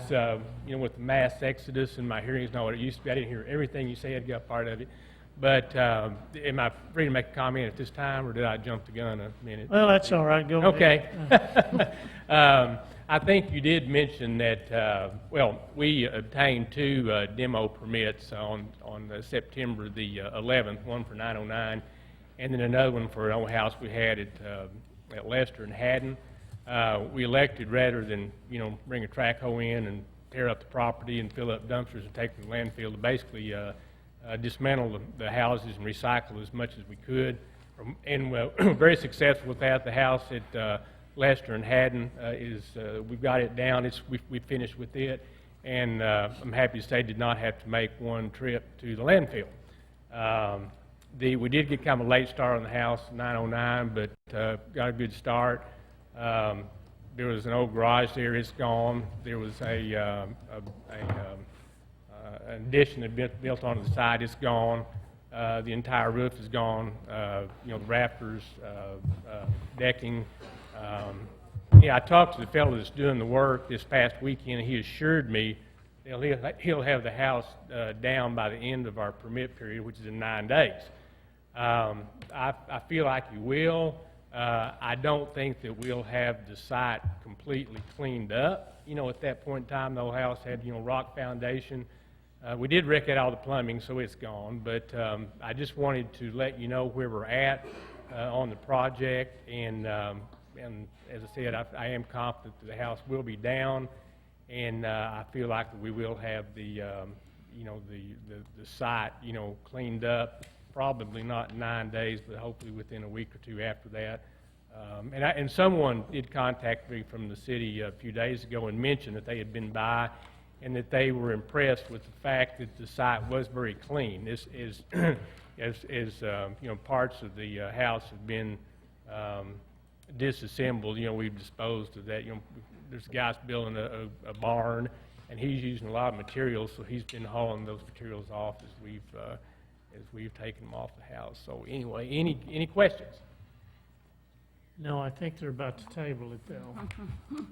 Yes. I just want to commend you for your efforts to deconstruct the structure and recycle it. I think that's a great model, and I hope that we will table this to be patient to accommodate that recycling effort. Well, I appreciate that. We unfortunately had the largest dumpster that Fayetteville Sanitation, whatever the name of the department is, had. We've hauled one off. We've got another one half full, so we're trying to get this house down a little bit faster. But we have probably so far, I would say probably recycled 50% of what we've removed.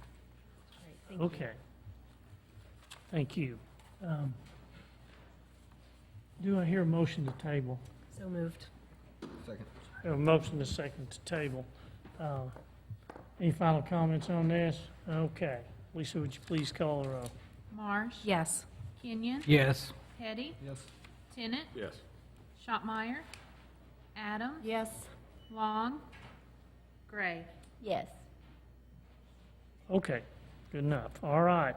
Under new business, number one, resolution authorizes the purchase of a John Deere backhoe loader from Scribbling Equipment of Springdale, Arkansas, in the amount of $85,500 pursuant to the National Joint Powers Alliance Cooperative Purchasing Agreement for use by the Water and Sewer Division.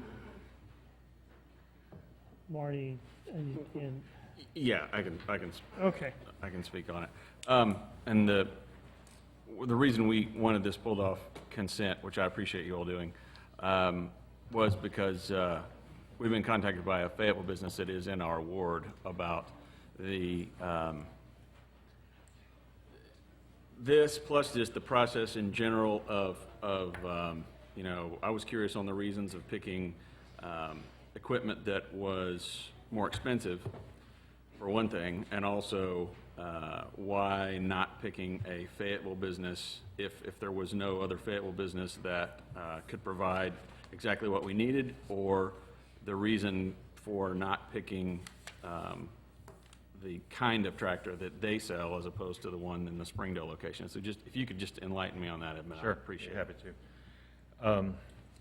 What I've been having our fleet division look at is not just the old way we've always bought things, is buy whatever is the lowest cost item to get that item onto our yard and get it into our fleet. We're starting to look more into what's the overall cost through the life of that vehicle. And so what we did was look at, we also have one John Deere tractor in our fleet right now. It's used in the recycling and trash division.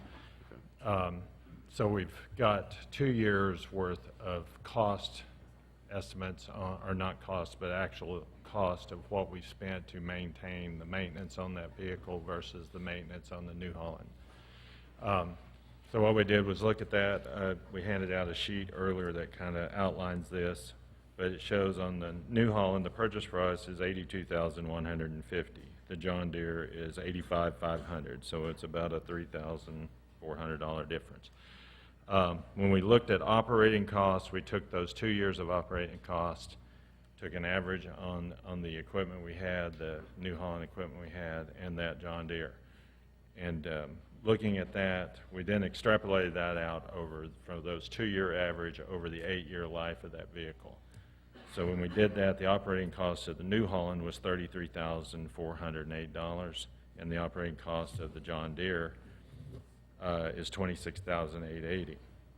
We then take that one step further, because we've looked at this with other equipment we have in the past, is looking at the resale value of those equipment. And we go out on the Machinery Trader, which is an auction site that we can go out. We took an average of those costs, throwing out the high and the low for like type vehicles for both these manufacturers. And when we looked at that, we came up with the resale value of the New Holland at $23,600 and the resale value of the John Deere at $28,900. So there's another $5,000 difference. So when we took the purchase price, added the operating costs, subtracted the resale cost, and then came up with what we thought was a real cost of owning that piece of equipment. And the New Holland came out at $91,894. The John Deere real cost was $83,412 for a difference of $8,482. I've got 18 backhoes in our fleet in the city through the various divisions.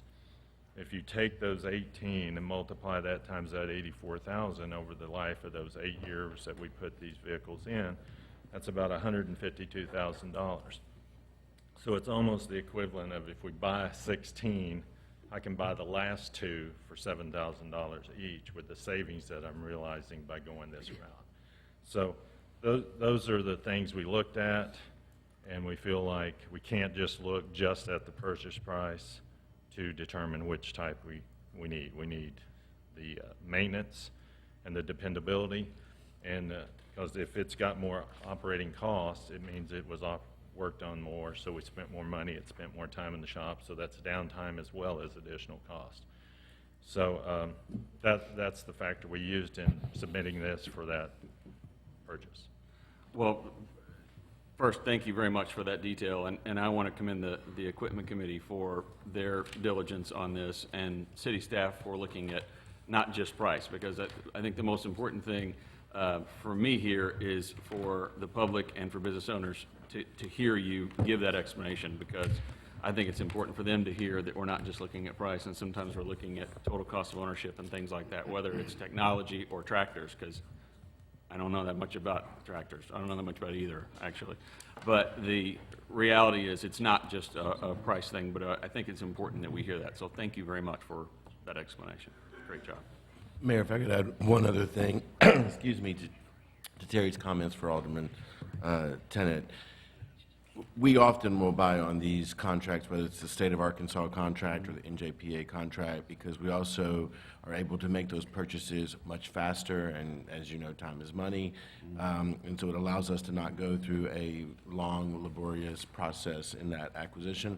One of the things we have done, though, that because we know we're going to use those contracts, is encourage the people who are local to submit and bid in these contracts that we actually purchase from. So not only the State of Arkansas contract, but the NJPA.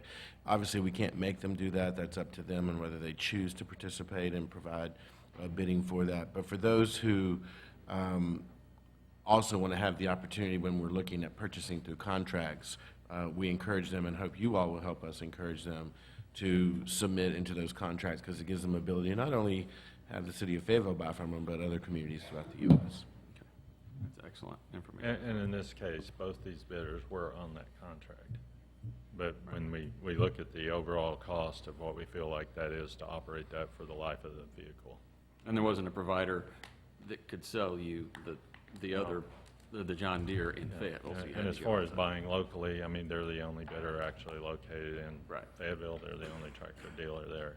I understand. Most of the rest are, there's others we still look to, buy locally, even if it's not in the Fayetteville city limits. Regionally or something, yeah, I understand. Yes. Okay. Thank you very much, Terry. Okay. Any other questions, comments? You'll be good. We may have a comment. But Yeah. Hang on, let me see if there's any other comments from the council, then I'll bring some folks up for public comment. Anything else, y'all? Okay, we'll open it up for public comment. Thank you very much. My name is Tim Bailey, and I represent Williams Tractor Business from Ward 4.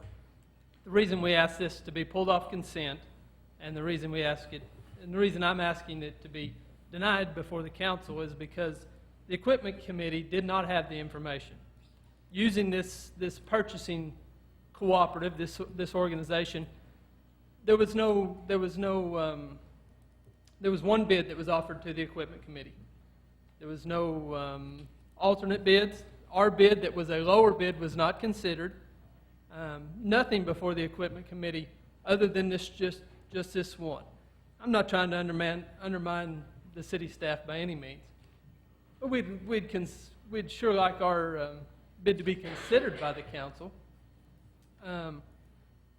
What Terry was offering in the way that these cost was broken down, a much newer competitor to mine was being considered to our older machine. Technology is beneficial. Hopefully technology makes it easier to service, less service cost. Maintenance schedules are much improved from what it was 10 years ago, which is roughly what Terry was comparing. Mentioned resale value using a machinery trader that's about as vague as possible. I could give you any price for any machine and use that as a basis.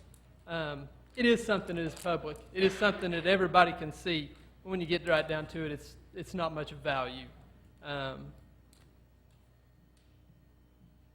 We hope, and the council has made it very clear to buy local. And I could give you several examples. We've talked before the council before about some of these issues, and not to go back to recent history, but there's opportunities that are missed by local businesses because we don't have the opportunity. In October, there was a piece of equipment that was purchased, simply didn't have the opportunity. It was presented before the equipment committee that it was a comparative price, and it was about 20% more on a $65,000 machine. You know, a pretty significant price increase. That resale value is not considered on. We ask some consistency, and many times in this purchasing policy, consistency is not valid. Don, you mentioned that there was something they can participate in, but they have not participated in. No, I mean, I think Williams Tractor's made numerous complaints on the city buying on contract.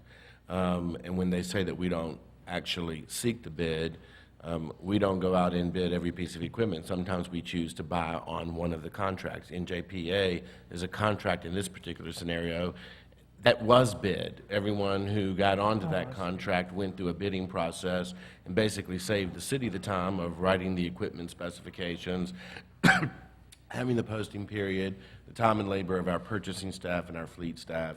And so we do that to have quicker acquisition of getting the items in. So when they say that they're not bid, they're going, every piece of equipment, we're required over $20,000 to go through a bidding process. Sometimes we buy those on bidded contracts, just like we buy our police cars. We don't go out and take a bid for every time that we want to purchase a Tahoe. We use the state contract, and that vehicle with its police package is bid, and we buy directly from it without going out for quote. And our local providers have the opportunity to submit bids and participate in those contracts. It's up to them whether they choose to do so or not. Have you? As a local business, absolutely, yes, sir. And through the manufacturers we represent, that is on a manufacturer level, definitely. But there is opportunities, like I said, in October there was a piece of equipment purchased for. We were on the purchasing agreement. It was never considered for the purchase at a much lower price, I'm sorry. Even within the piece of equipment that the city has purchased from us, we can sell it cheaper not using these purchasing agreements. The specs have been written. This backhoe spec was something that had been written years ago. There was some hay equipment. The specs have been written and reused for years. Specs don't have to be written again and again on all these things. They have to be considered, no doubt. Okay. Who's on the equipment committee here? So y'all reviewed. You would, okay. Rhonda is the chair. Okay. Back momentarily, Mayor. Okay.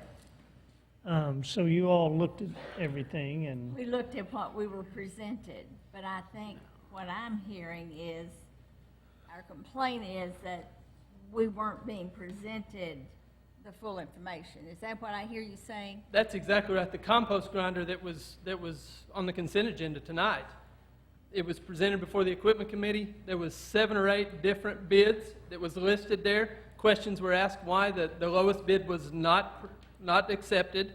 It was considered through the equipment committee.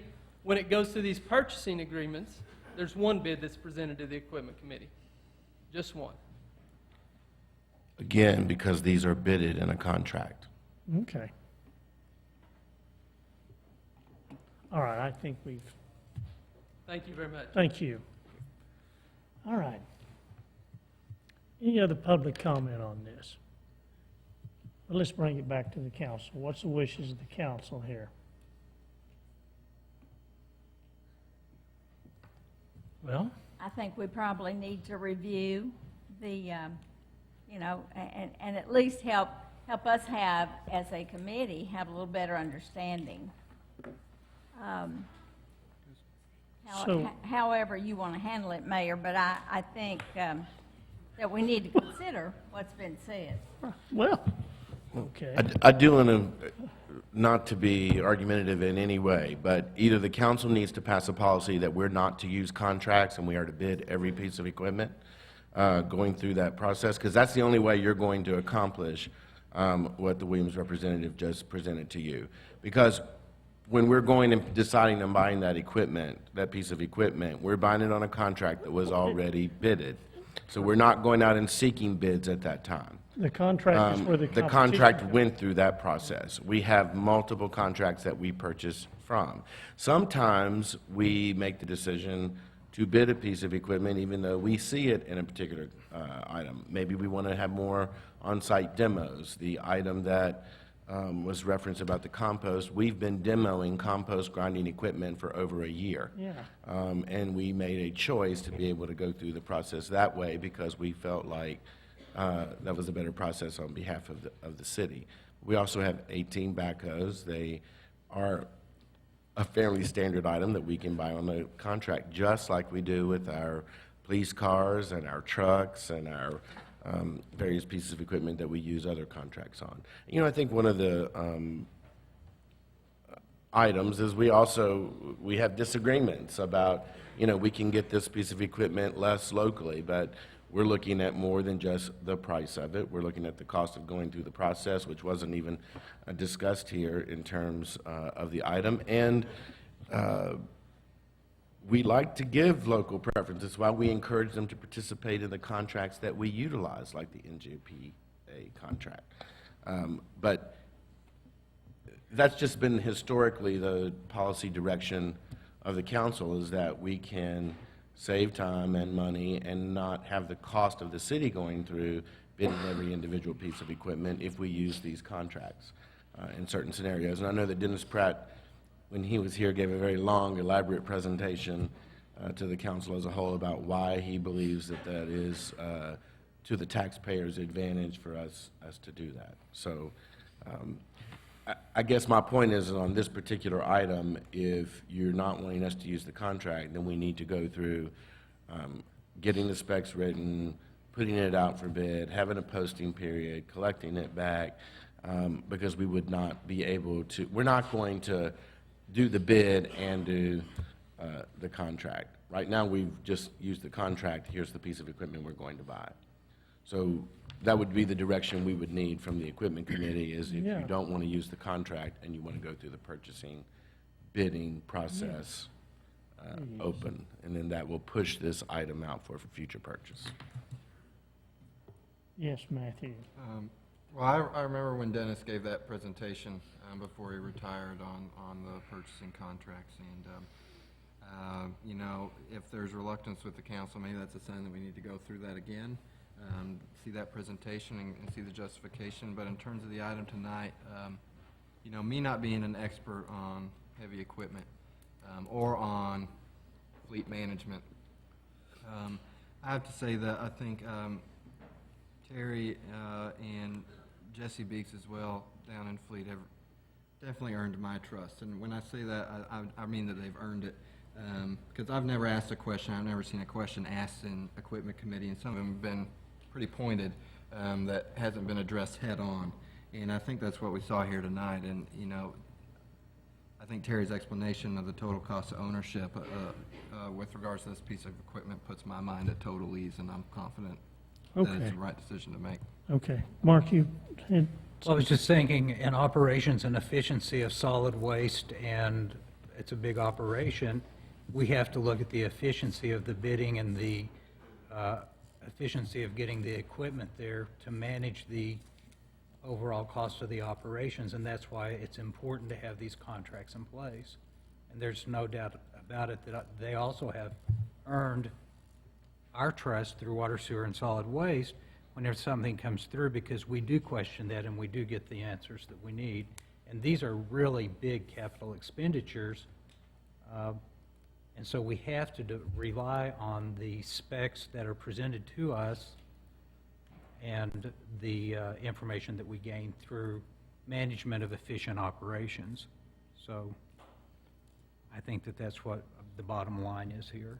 Yeah, when I was on the equipment committee, you know, we relied on the departments that would come in and say, well, we need this and this and this and this and this, and we would have contracts with certain folks that would say, well, they're gonna provide us this, and this is the folks that got the contract, and away we went. But if you all wanna change the way we've been doing It's this- important that people do understand that there is bids on the contract, so get the bids in for the contract so that you're considered as a contracted to begin with. Supplier, and then we can go from there. So- Because there is the opportunity for that. Good with that, I just, Well, and that's the point I was making. I mean, I just think that we need to address what our constituent has said, and if, you know, we just need to clarify to make sure that Williams Okay. knows that they can be a part of the contracting situation. okay, well, let me bring us back to the purchase of the John Deere backhoe loader. What is the wishes of the council on I move we pass the resolution. Second? Okay, we have a motion and a second to pass the resolution. Is there any other lively discussion on this? Okay. Lisa, would you please call the roll? Marsh, Yes. Kenyon, Yes. Hetty, Yes. Tennant, Yes. Shopmire, Yes. Adams, Long, Gray. Yes. Okay.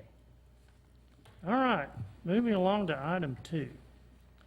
An ordinance rezoning that property described rezoning petition RZN 14-4859 for approximately 1.9 acres located at 300 and 400 block of Martin Luther King Boulevard from NC Neighborhood Conservation to DG Downtown General. Kit? Be it ordained by the City Council of the City of Fayetteville, Arkansas, Section 1, that the City Council of the City of Fayetteville, Arkansas hereby changes the zone classification of the following described property from neighborhood conservation to downtown general, as shown on Exhibits A and B, attached here to and made a part hereof. And Section 2, that the City Council of the City of Fayetteville, Arkansas hereby amends the official zoning map of the City of Fayetteville to reflect the zoning change provided in Section 1. Okay, Jeremy? This is a property containing almost 2 acres located on the north side of Martin Luther King Jr. Boulevard. It's between Wood Avenue and Willow Avenue, well within the Walker Park neighborhood master plan boundary. These properties are developed with small single-family homes, several of which were constructed within the last 6 months, taking advantage of the neighborhood conservation zoning district that we created, rezoned a lot of the properties in the Walker Park neighborhood master plan area. The future land use plan designation for this site is the Walker Park neighborhood. Whenever we do a neighborhood master plan, we change the city plan designation to reflect the wishes and desires of the engaged citizens within that neighborhood master plan. And so we really refer back to that document as the guiding principles for that particular area. This request is to rezone the almost 2 acres from neighborhood conservation to downtown general. While we generally support downtown general in most locations, in this particular case, we don't feel it's a compatible zoning district for this area of smaller single-family homes. Appropriately scaled 2 and 3 family homes, as well as even small non-residential uses, we believe could be permitted on this property through conditional use permit process, so that we understand the context and the scale of the development. But we believe that's the most appropriate way to diversify the housing options and land uses in this area of the neighborhood, rather than rezoning to downtown general. Downtown General has a scale that's much larger than neighborhood conservation. Several of our student housing projects recently constructed were Downtown General, and while this is not the size of those, the height limitation and the lack of density does give us pause with this particular application, particularly when you look at pages 735 and 736, which basically is a printout of your neighborhood master plan for the Walker Park area. When we looked at the Walker Park neighborhood master plan, we looked at block by block, almost lot by lot in some cases, and it did not support extending this type of zoning Downtown General further into the middle of that block, which is predominantly single family within this area. The Planning Commission disagreed with staff in this case and voted 6-2 in favor of the rezoning. Commissioners Cook and Chesser voted no, but staff is not supportive at this time of the rezoning request before you. Okay, what questions do we have for Jeremy on this one?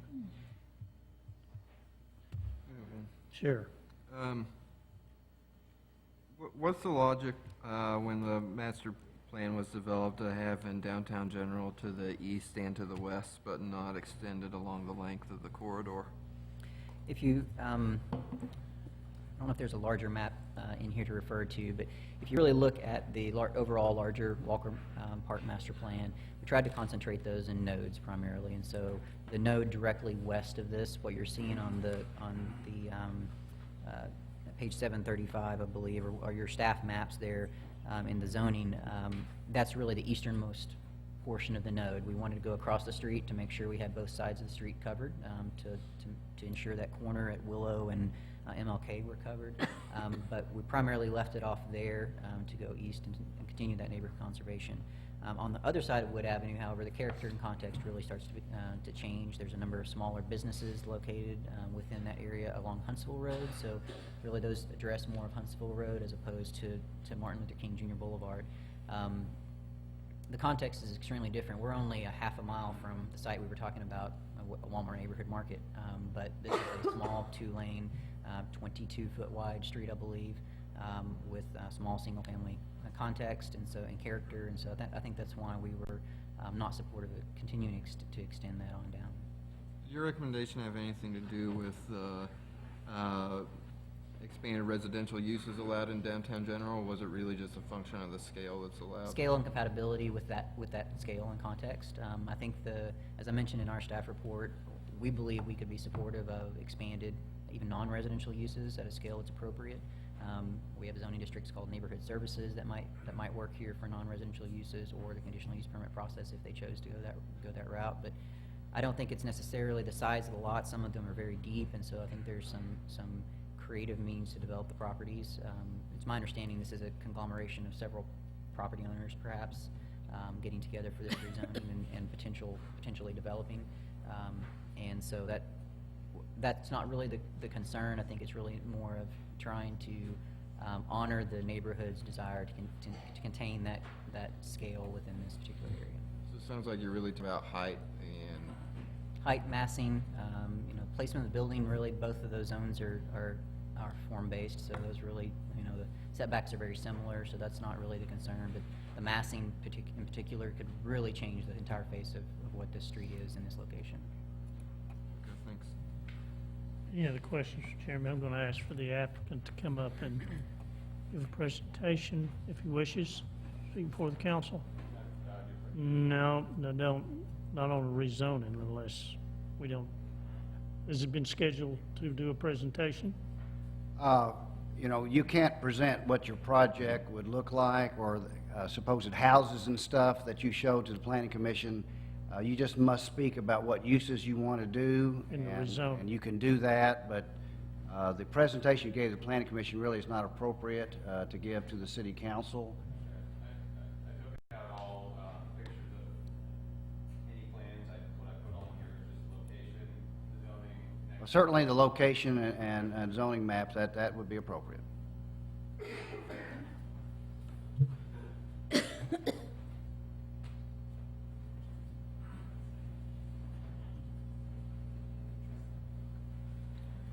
is 736. 736.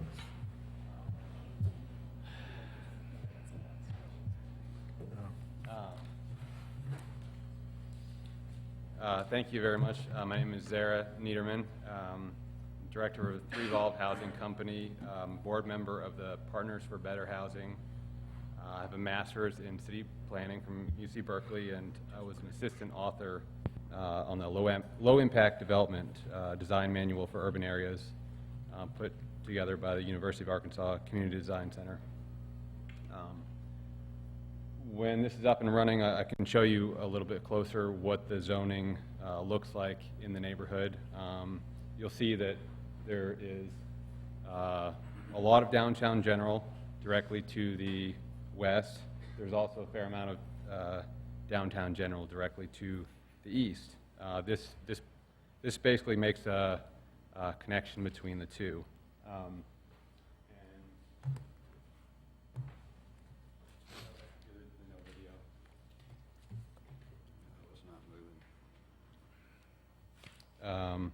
So location-wise, like we said, it's just about a half mile from the previous MLK rezone, which had a lot of input.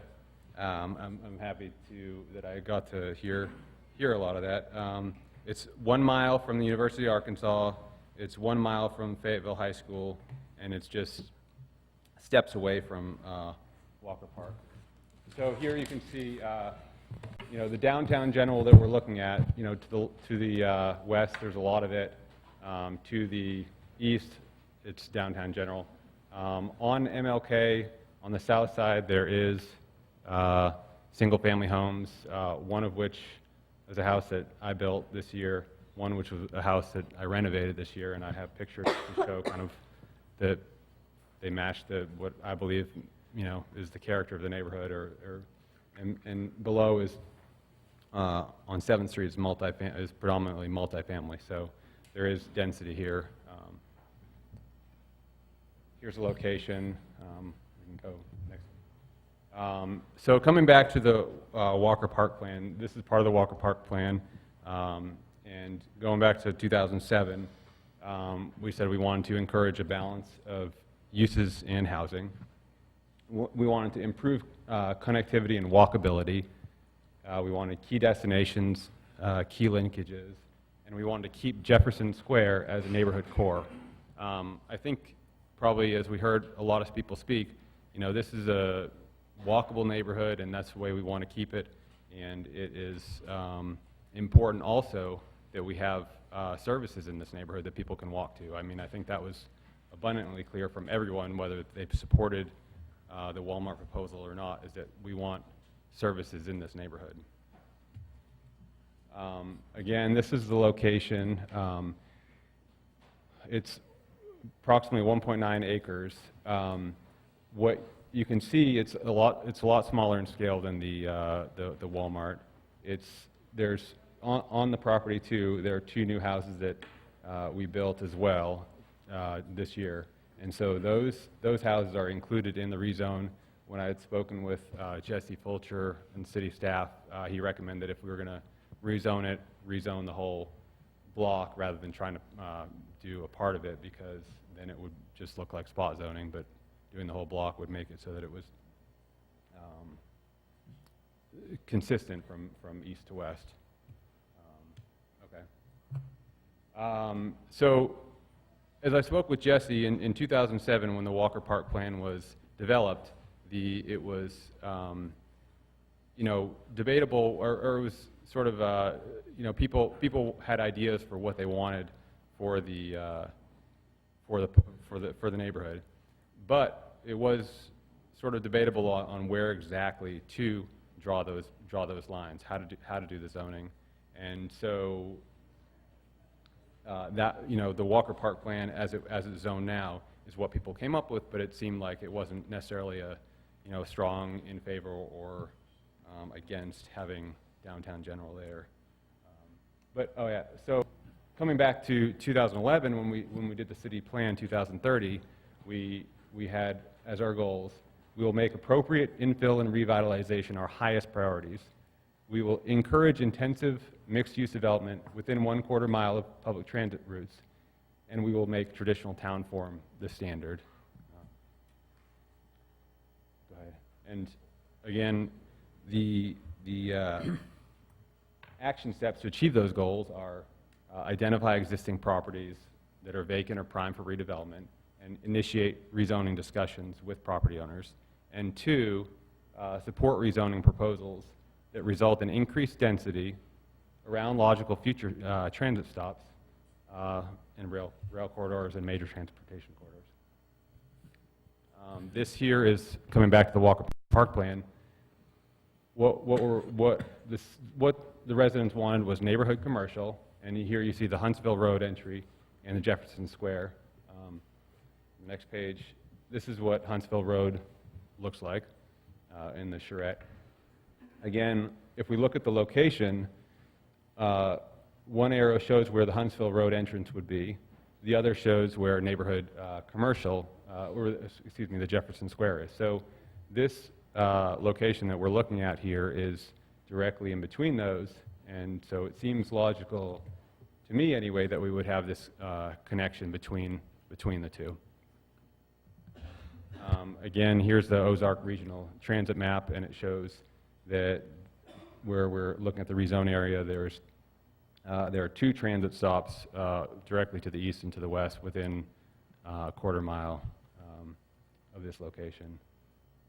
And then again, here's some bike trail map and showing that there's this is another point where people can easily access the bike trail and get to services in the neighborhood.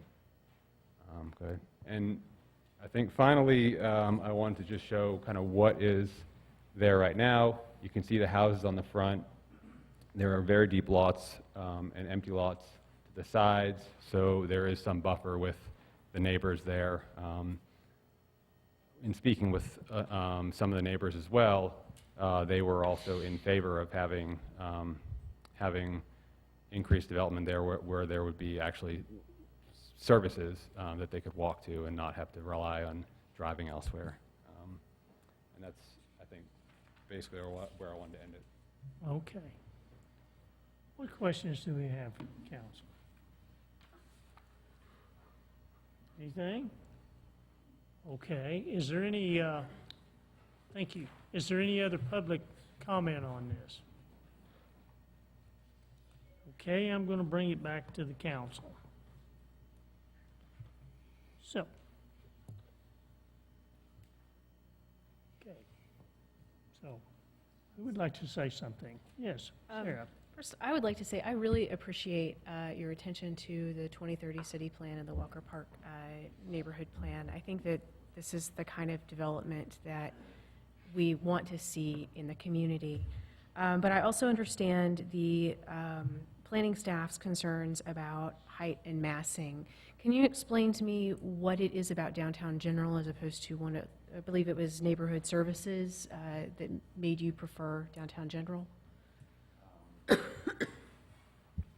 Yeah, I do have some comparisons in here if you'd like to look, but primarily, and you said compared to neighborhood services, is that what your question is? Okay. Well, the neighborhood services, the downtown general allows a lot of what neighborhood services does. It allows increased density, though, and it allows a few things.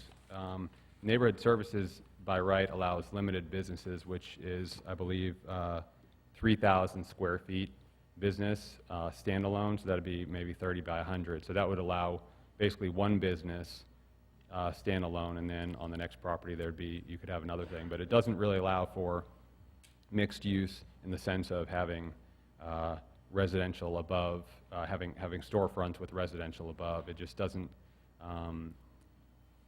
it doesn't allow for that. It's 3,000 square feet.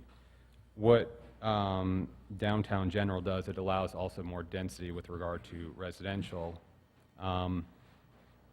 Probably in my mind, probably what maybe is people are most hesitant to is possibly the height. When I've mentioned at the planning commission meeting, some people thought that the height was 86 feet. Downtown general allows, I believe it's 56 feet, which is still high. I certainly acknowledge that.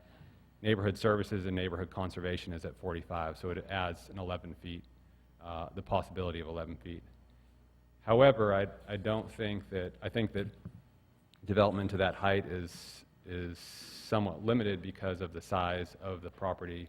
It's not extremely deep, and parking actually is what really will impact development. I mean, yeah, I guess you could do a 5-story building and have, 3 or 4, a unit per floor or something, but realistically, something that's going to be cost effective is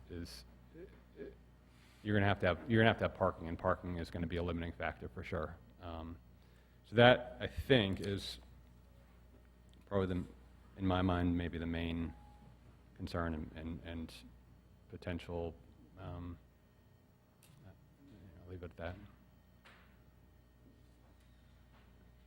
Adela. Jeremy, those houses that have been built, I think along MLK, are they about the same height? Or are they, you know which ones I'm talking about?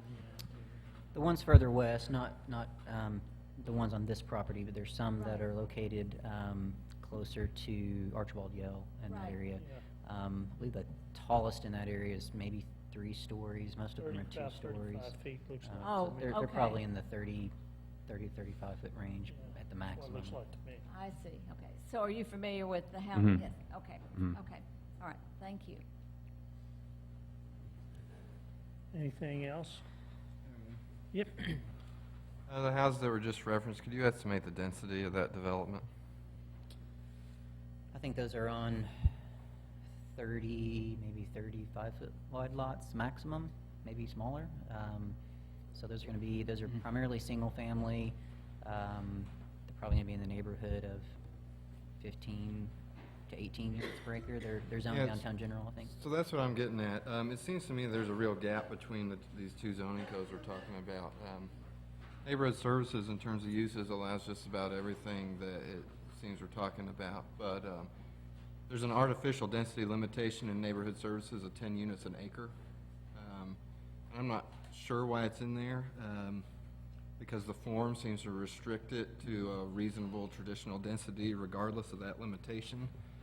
So I don't know. I'm really torn with this because I understand what staff's concerned about the massing, but this gap I think is a real problem in our code. And I don't think it's really fair to deny the kind of development that we see in our neighborhood master plan from happening just because that gap exists. So I don't know what to do. I would suggest we leave it on the first reading unless the applicant really wants us to make a decision tonight. So can you explain what you mean by that? Means it'll just stay right here for 2 weeks. And then It'll we'll give come- us time to Yeah, go by and to look and to, because Okay. it's it's not, this gap in our zoning that's mentioned by Matthew that I think is puzzling to some of us to see what is appropriate for the exact lot based on the surrounding area. Because I remember I was active in this was discussed as we were talking about the preservation of Jefferson Square when I was active in these charrettes. And so to keep this as a central core with the appropriate density and the appropriate height to be the destination that was in this vision, I think some of us, I would like to have a couple of weeks to try to look at the consideration. Because what you're mentioning sounds appropriate, but again, if we go to the zoning, again, we can't talk about the specific use. We have to talk about the zoning, and that's what I was trying to get back in the earlier one. Wasn't trying to attack anyone. We have to consider the zoning, not a particular planned use that we're not considering. So we have the discretion to understand what could go in there appropriately by going and maybe investigating the property more. Because we have to look at the zoning. So.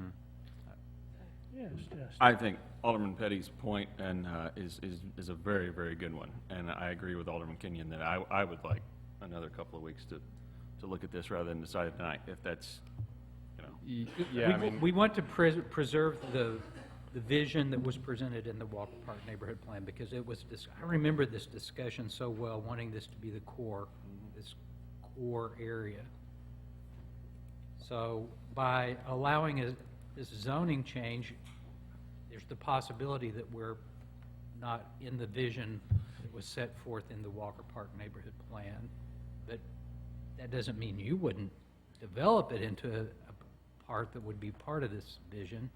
But I would like a couple more weeks to try to consider some options and to work through it. Okay. It's kind of your call to make here, council. If you want to wait 2 weeks, we'll wait 2 weeks. I'd like to.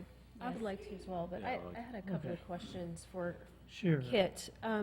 You had mentioned on the other property that there could be a bill of assurances that could maybe limit some of the potential negative impacts. Could that be tied to building height as well? A bill of assurance has to be voluntarily offered by the proposed rezoner that is requesting a rezoning from the city council. And it can go to any of the zoning criteria, either uses or other zoning features,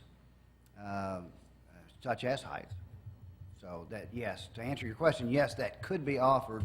We can't ask for it. Okay, yeah, I'm just looking for some other tools. And then, Jeremy, you had also mentioned doing this under a conditional use permit. Can you talk about that just a little bit? Sure, I think that, depending upon the zoning district, we have uses that are permitted by right and those that are permitted by conditional use. And so what a conditional use generally is it's other allowed uses, but you have to petition the planning commission. There's much more discretion in that decision because really you're asking for something normally greater in use of the property, use units that are oftentimes not allowed, things of that nature, and really it takes the neighborhood context and compatibility in, much like a mini rezoning in some ways, and it's decided at the planning commission level. But you have to have it listed within those use units as a conditional use in order to even be able to request it. So, if a non-residential use or a limited business is desired here, neighborhood conservation may not allow that, neighborhood services might. So I think within the next 2 weeks, perhaps we can get together, get a better understanding of the scale of the development between us, because again, we can't discuss it here, but if it can fit within neighborhood services in a creative way, we'll certainly bring that forward to you all and talk about that. So y'all want to leave it on the first reading. Everybody good with that? Mhm. Yes. Okay. May I? Yes. Just in terms of time frame, I'm happy to leave it. I won't be available for the next meeting if it's in 2 weeks. Well, we can, We can. you want to Okay. wait a month? We can. Okay, I don't know So what you all want the first meeting in January then? Yeah, Yeah. okay. If, Well, we will just hold it till the first meeting in January. Like that. Or do you? I'd move we table it till the first meeting in January. Second. Wonderful. We have a motion and a second to table to the first meeting in January. Lisa, would you? And call? again, thank you for understanding the vision of Walker Park. This was really helpful, so thanks. thank you all. Lisa, would you call the roll? Marsh? Kenyon? Yes. Sorry. Kenyon? Yes. Hetty? Yes. Tennant? Yes. Shopmire? Adams? Yes. Long? Gray? Yes. Okay, number 3, an ordinance rezoning that property described in rezoning petition RZN 14-4867 for approximately 4.17 acres located at 2269 North Inbest Drive from CS Community Services C2 Thoroughfare Commercial. Kit. Be it ordained by the City Council of the City of Fayetteville, Arkansas, Section 1, that the City Council of the City of Fayetteville, Arkansas hereby changes the zone classification of the following described property from community services to thoroughfare commercial as shown on Exhibits A and B attached hereto and made a part hereof. And Section 2, that the City Council of the City of Fayetteville, Arkansas hereby amends the official zoning map of the City of Fayetteville to reflect the zoning change provided in Section 1 above. Jeremy? This property contains a little over 4 acres. It's located in West Fayetteville, directly west of I-49. It's bounded by Shiloh Drive, Mount Comfort, and Hinbest Drive. The current zoning is CS, Community Services. It was rezoned to that zoning designation at the request of the applicant in June of last year, so you may remember this property. At the time of the rezoning, the applicant indicated that the subject property was suitable for services to the surrounding neighborhood, and as you may remember, we discussed possible neighborhood services surrounding all the residences in Mount Comfort, off of Mount Comfort Road. In September of last year as well, the Planning Commission approved a conditional use permit for a period of 8 years to allow approximately 1/3 of that property to be utilized as an unpaved parking and display lot. The applicant at the time presented plans to the Planning Commission detailing their expansion and the success that their business has had at this new location when they moved from College Avenue.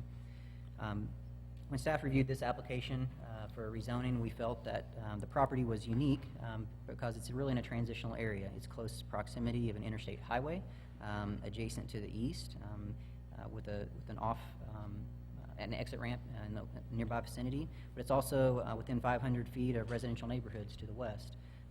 There are 8 single-family homes on the south side of Mount Comfort Road, but also industrial uses. Some of our larger industrial buildings are actually located less than half a mile to the south.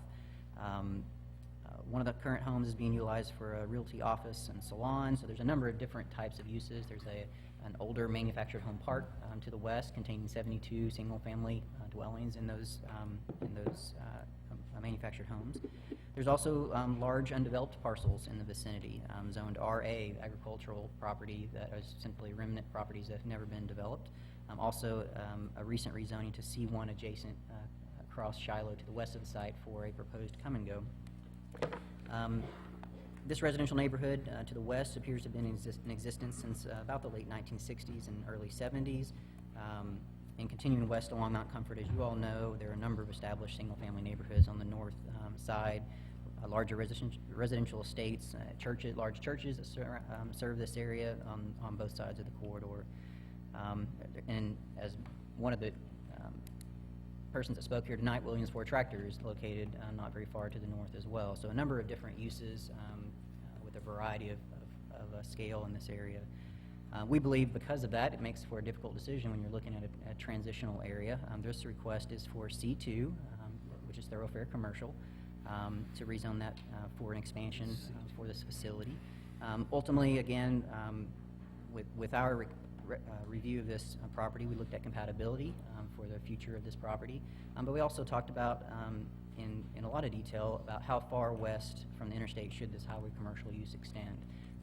I mentioned at the agenda session that with the Weddington Corridor Master Plan, that was one of the topics that continued to come up with traffic congestion, access management, and really the zoning of the properties, all zoned to C2 west of the interchange with I-49, and how it really had no character.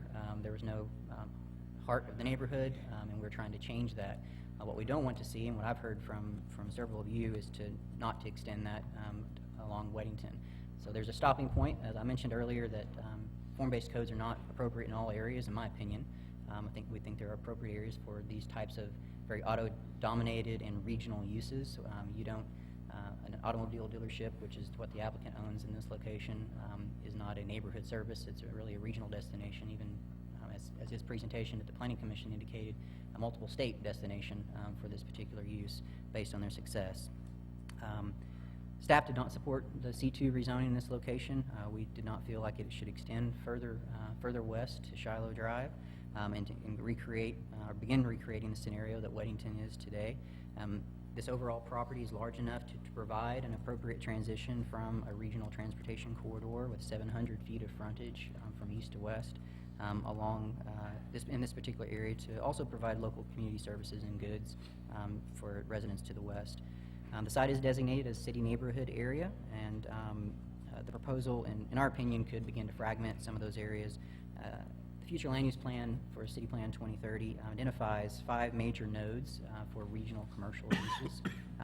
Around the regional park site in Cato Springs Road is one that's not developed. Adjacent to all 4 corners, the intersection of Martin Luther King Jr. Boulevard and I-49, the southeast corner of Weddington and I-49, around Fayetteville Auto Park and Sam's Club, and Northwest Arkansas Mall and Seaman Business Park vicinity.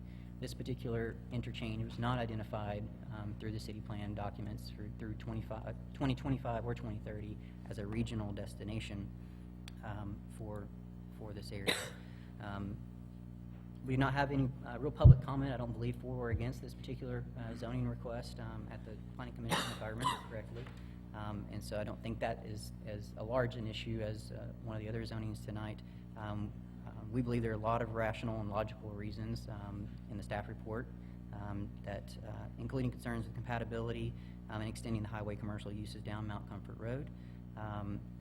And we also, in concept, disagree with the idea that just because a business owner wants to expand, whatever zoning that they have currently should be approved. I think that's a concern that's been voiced. We review every zoning application with the same, very consistent set of principles and apply the same rezoning factors, and that's how we arrive at a recommendation. Ultimately, you all make the decision, and we apply development standards that we have in place to whatever zoning that you decide is appropriate. So the Planning Commission voted 7-1 in favor of this application. Commissioner Chester is the only commissioner that voted against the application. What questions do we have for Jeremy on this, council? Anything? Would the applicant like to speak to the council? My name's Don Nelms, and I'm the owner of the property, and I'm the owner of the business.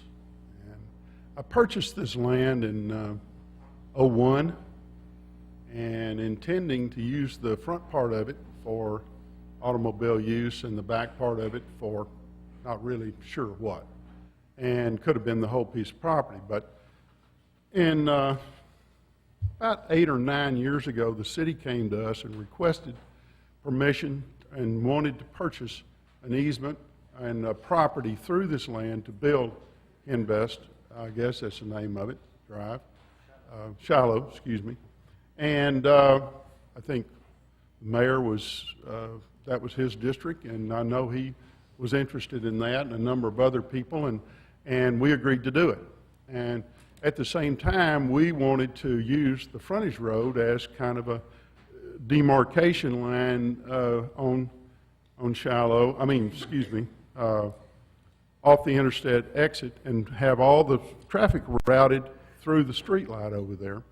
But we agreed to, with the city, because they were in a little bit of trouble with the local people out there, to do it a little differently than they agreed with us. And so it's been a collaborative thing, but this piece of land is just a square, literally just a square, and the land that's in dispute here, as far as the zoning is concerned, is a major kind of, I'd say a major, it's a street light, you know, it's a place where people stop and you know, go across the road, and it's becoming a high amount of traffic on it.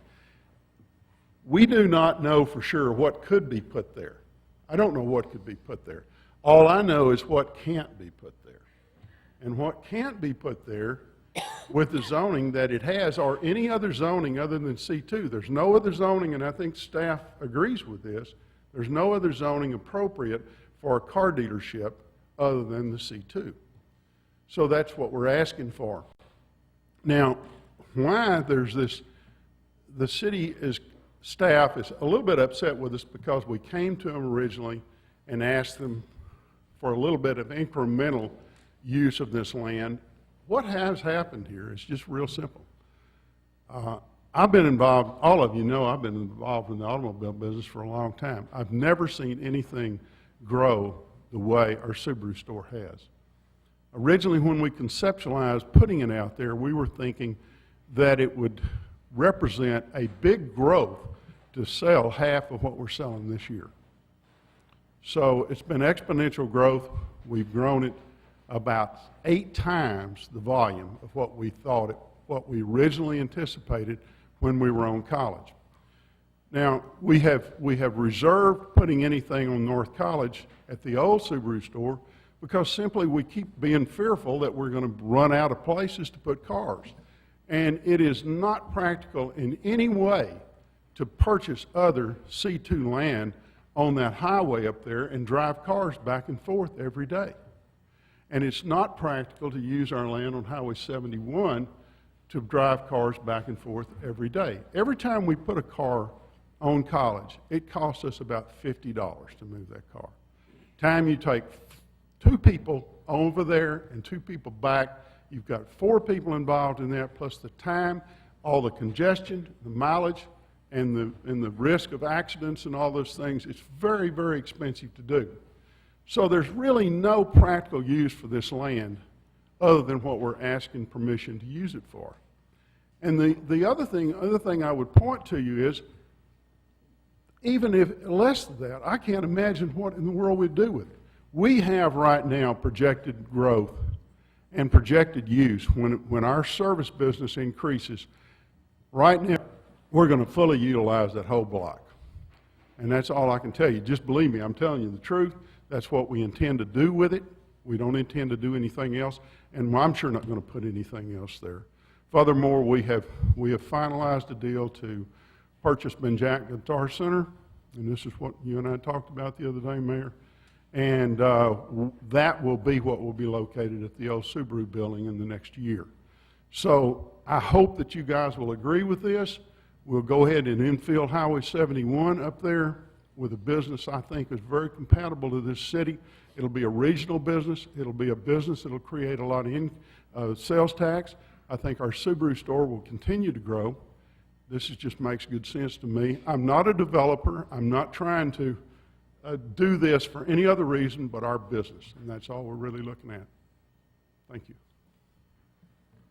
When I talked to Mr. Nelms about this piece of property at the old Subaru store, you know, I've heard a lot of folks say, well, we got too many car lots along College. So when he talked about the store where he is now and expanding that store, it made sense to me not to park the cars on College and create another car lot to drive it back to another car lot. It just didn't make any sense to me. We have a chance here to take the old Subaru property and really make it something that is more conducive to the way we want to see this city planned out. Or he's going to be parking cars over there and driving it all the way over to. Well, I'm going to try to make it special. I promise you that. I'll try to make it special. And not only that, we'll make this dealership, I mean, our Subaru store, I think any of you that's been in it would agree that it's a pretty special place right now. And we're going to keep doing it the same way. I think the auto park is something, I travel all over this country. I don't see anything that looks any better than that one, I'll tell you. So we'll do it right, I promise you. Subaru store right now is one of the tops in the nation. Is that correct? Yes. Yes, I think we're right at 20th in the nation and number 1 in the central United States. So, okay. Thank you very much. Do you all have any questions for Mr. Nelms on this? Yes. I recall that recently you won an environmental award for your store. You want to tell us about that? My son David did. Okay. Well, when we built this store, we used all LED lights in it. We have a lot of recycling. We do all kinds of community services, such as we're having a big party this weekend, and you know, we continue. Well, I've lived in this town since 1971. I mean, this is our home. I don't pay taxes anywhere else. Right here, and our family's here, and we're going to stay here. Thank you. Okay. Do we have any public comment on this? So now bring it back to the council. And Mayor, I've not heard any comment from Ward 4 residents about this as far as negatives or. No, all I've heard is positive on this particular project. Again, I'm familiar with the property, and it's the specific use, but we're looking at the zone, and really, if you look at this, the way it's cut with Shiloh Drive and Hembest, it is a practical matter for me when I look at this, and I think it is okay to go ahead and do the C2 here because of the practical location. We already have the stoplight there, we have the infrastructure, we have the separation. So it kind of creates a unique, we don't want to do what we did in Weddington, that is true. But because of this specific, the nature of this specific and odd configuration, I think that as a practical matter, I can support this. Okay. I just want to quickly thank the Nelms family for what you've done in Fayetteville for many, many, many years. I drive Moberly Lane almost every day, and I see the car lots up there, and not only do I wish that some of them were here, but I wish they did business the way you do business, pardon the commercial, but in the Nelms tradition, because you do things the right way, and expanding your business is anything we can do to help it, because we know you'll do it in the right way. And I want to thank you for that, and we'll wholeheartedly support this. I think it's a good development. Mayor? Yes.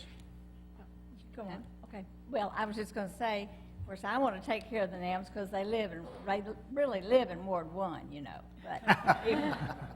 But no, I've known the NAMs forever. But I'm recalling what I heard Steve Clark, our economic development manager, say earlier this evening, and that is that the first thing, our first obligation, is to take care of our current businesses, and that's what I see this as.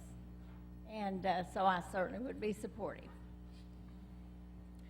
I guess I would say, I ride my bike by this property several times a week, and I do think the Nelms have done a great job being good stewards of this land. I do have concerns about future uses for the lands, what happens when the Nelms outgrow this, and I do hope that they get that successful. Do we have any mechanisms that, if they were to sell the property, that we could assure that this wouldn't go to a big box store, or, is there a way to let them keep using? Well, the city council always has the legislative right to rezone property, whether or not a property owner wants it rezoned or not. We have done that in the downtown area, in the Walker Park area. We were even sued in the Walker Park area by a man that wanted to develop his property other than what it was zoned for, but your decision was upheld, and so in the future, if something would happen, and it seems like it would be long in the future, none of us will remember it probably, but the city council in the future would have the right to rezone property. Now, if it was rezoned and the car lot was still operating, you couldn't kick it out, okay, because it'd be a pre-existing use. But you could prevent something else going in there that was different, or when I say you, I mean the city council at that point in time could rezone the property even on their own accord, as has been done in some of these master plan areas. Because I just, I really respect staff's recommendation, and I do worry about the, kind of the Weddington corridor creep, but I do really want to see this business be able to grow. So I just, does anyone else have any thoughts on that? No?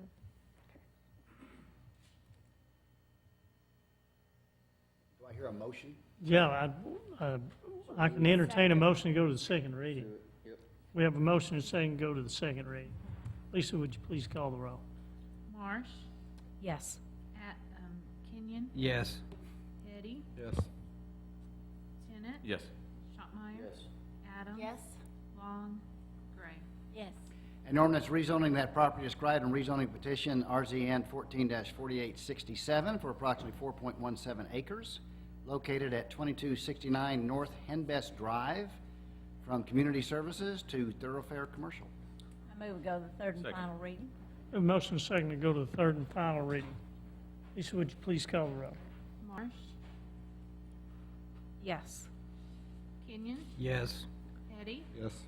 Tennant, Yes. Shopmire, Adams, Yes. Gray. Yes. An ordinance rezoning that property described in rezoning petition RZN 14-4867 for approximately 4.17 acres, located at 2269 North Henbest Drive, from community services to thoroughfare commercial. Any final comments from the council? Okay. Lisa, would you please call the roll? Marsh, Yes. Kenyon, Yes. Petty, Yes. Tennant, Yes.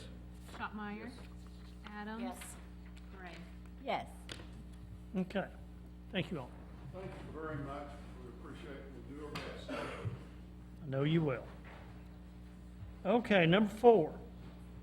An ordinance rezoning that property described in zoning petition RZN 14-4868 for approximately 10.59 acres located at 2030 South Morningside Drive from I-2 General Industrial to I-1 Heavy Commercial Light Industrial. Kit. Be it ordained by the City Council of the City of Fayetteville, Arkansas, Section 1, that the City Council of the City of Fayetteville, Arkansas hereby changes the zone classification of the following described property from I-2 General Industrial to I-1 heavy commercial, light industrial, as shown on Exhibits A and B attached here to and made a part hereof. In Section 2, that the City Council of the City of Fayetteville, Arkansas hereby amends the official zoning map of the City of Fayetteville to reflect the zoning change provided in Section 1.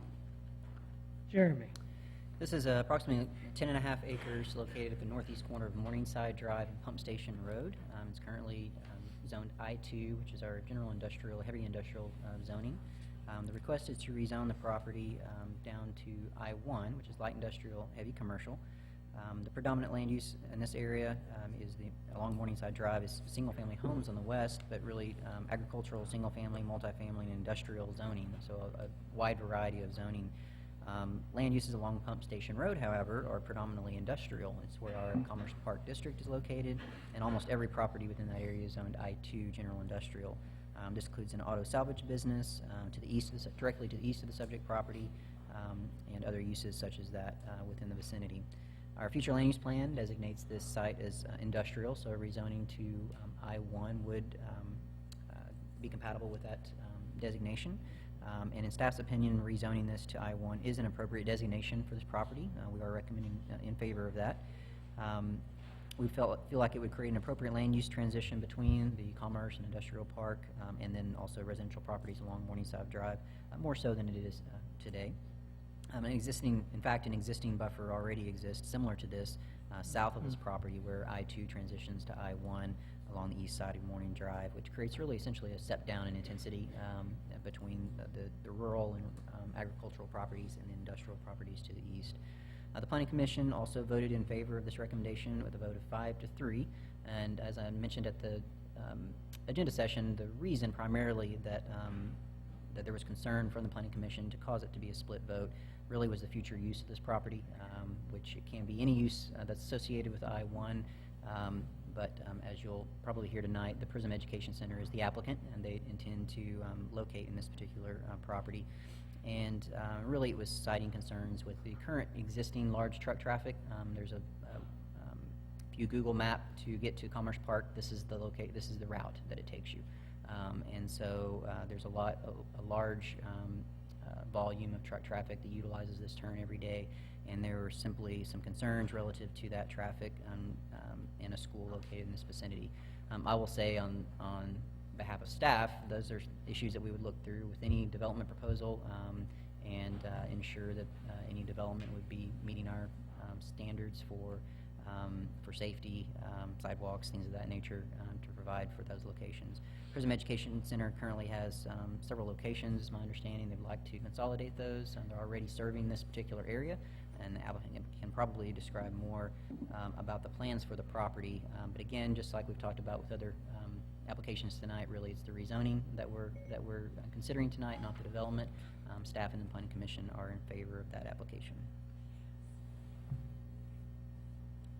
Okay, what questions do we have for Jeremy on this? Anything?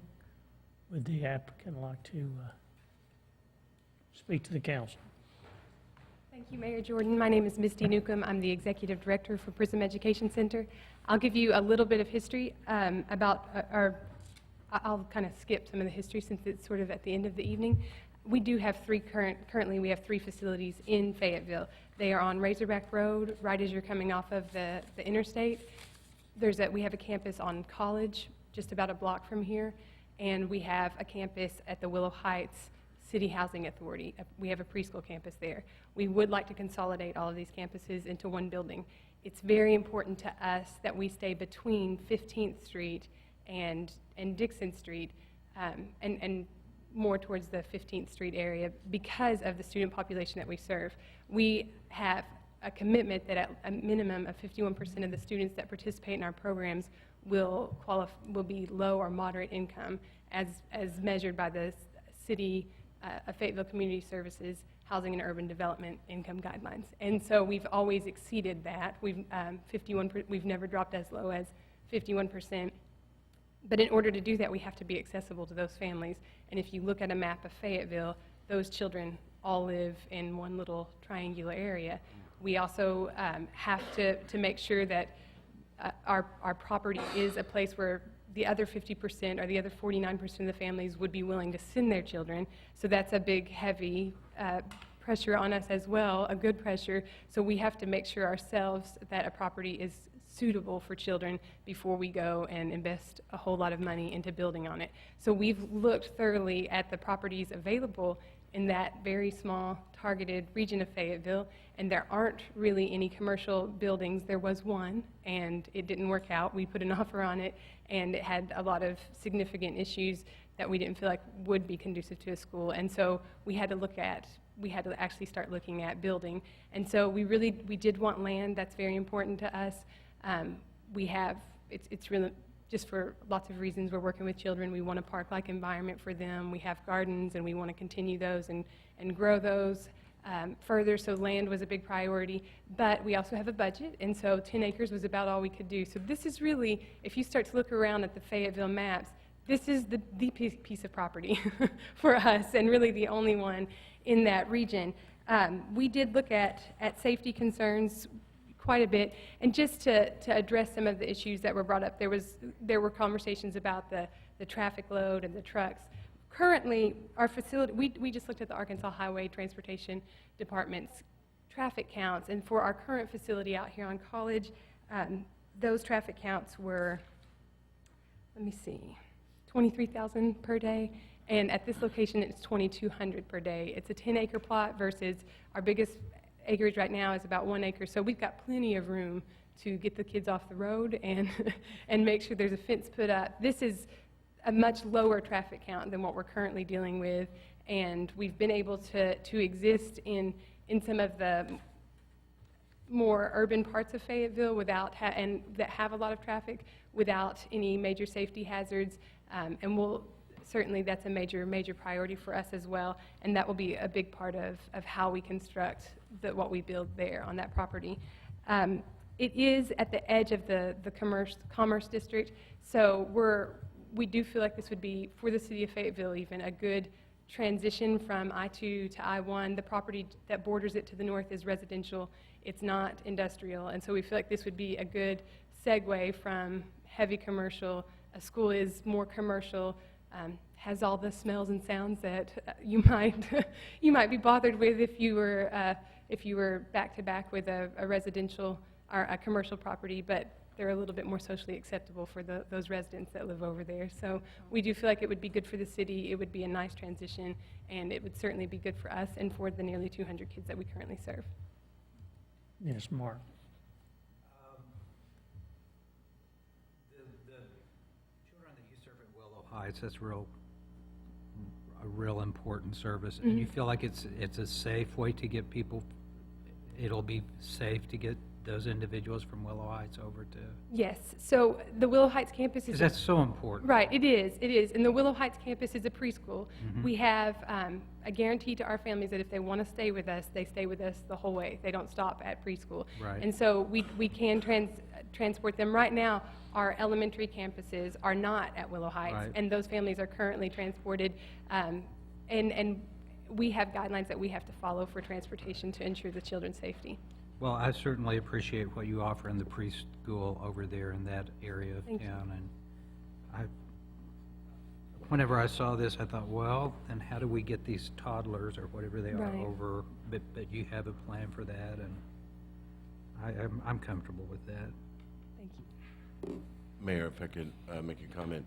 The city, if you'll remember on the bio-based land sale, we have a piece of property that CDBG partnered with Prism to create a campus that we gave the first right of refusal for purchase with the university. So and they have expressed interest to the city in exercising that option and are working with the city attorney's office to finalize the details on that. So obviously, the city is supportive of finding a new location for what would be displaced for a very good service that our CDBG department relies on. And where exactly is the one school? There's one school on Razorback. There's a school on Razorback Road, right there. It is right next to the bio-based building. And there's quite a bit of traffic. Yes, that there is. goes- Yes, quite a bit. Yeah, quite a bit more. In fact, 10 times more. Yes. So, I live in, Councilman Marsh and I, we live probably about 300 yards, two different directions from that school, so I'm very familiar with the school. It does a fantastic job. Thank you. And I would just like to say, there's quite a few people here that could come up one by one, or they could just wave their hands. Would that be okay? To That just say would they be support great. this? Everybody just say, yeah. Oh, okay. Very good. Thank you. You're very welcome. Thank you. And Mayor, if I could say one thing about safety, my family and I have ridden horses on this property, and we rode to the property from another area in the industrial park, and I guarantee you, I've never ridden on College Avenue and Right. not with a horse. You've not been on Razorback either, so. No. I think this downzoning would be great for the neighborhood as well as for the school. But I hope that this, if assuming we do this, that this really incentivizes us to get serious about putting sidewalks on 15th Street to access it, not just for school kids to have a safe route to school, but for people who work in the Commerce District. They're working on that. So I just want to say that that's a priority of mine, and I hope we can Mine get too. that accomplished soon. It is a priority of the staff at the direction of the council for sidewalks within a 1 mile radius Right, of every school school. education facilities. Okay. Is it an ordinance? Well, we got to have some motions to get through some readings here. I move we move to the second reading. There you go. We have a motion and a second to go to the second reading. Lisa, would you please call the roll? Marsh, Yes. Kenyon. Yes. Hetty, Yes. Tennant, Yes. Shopmire. Yes. Adams. Yes. Gray. Yes. An ordinance rezoning that property described in rezoning petition RZN 14-4868 for approximately 10 and a half acres, located at 2030 South Morningside Drive from I-2 General Industrial to I-1 Heavy Commercial Light Industrial. I move we suspend the rules and move to the third and final reading. Second. We have a motion and a second to go to the third and final reading. Lisa, would you please call the roll? Marsh, Yes. Kenyon. Yes. Hetty, Yes. Tennant. Yes. Shopmire. Yes. Adams. Yes. Gray. Yes. An ordinance rezoning that property described in rezoning petition RZN 14-4868 for approximately 10 and a half acres, located at 2030 South Morningside Drive from I-2 General Industrial to I-1 Heavy Commercial Light Industrial. Any final comments from the council? Okay. Lisa, would you please call the roll? Marsh, Yes. Kenyon. Yes. Hetty, Yes. Tennant. Yes. Shopmire. Adams. Yes. Gray. Yes. Okay. You're welcome.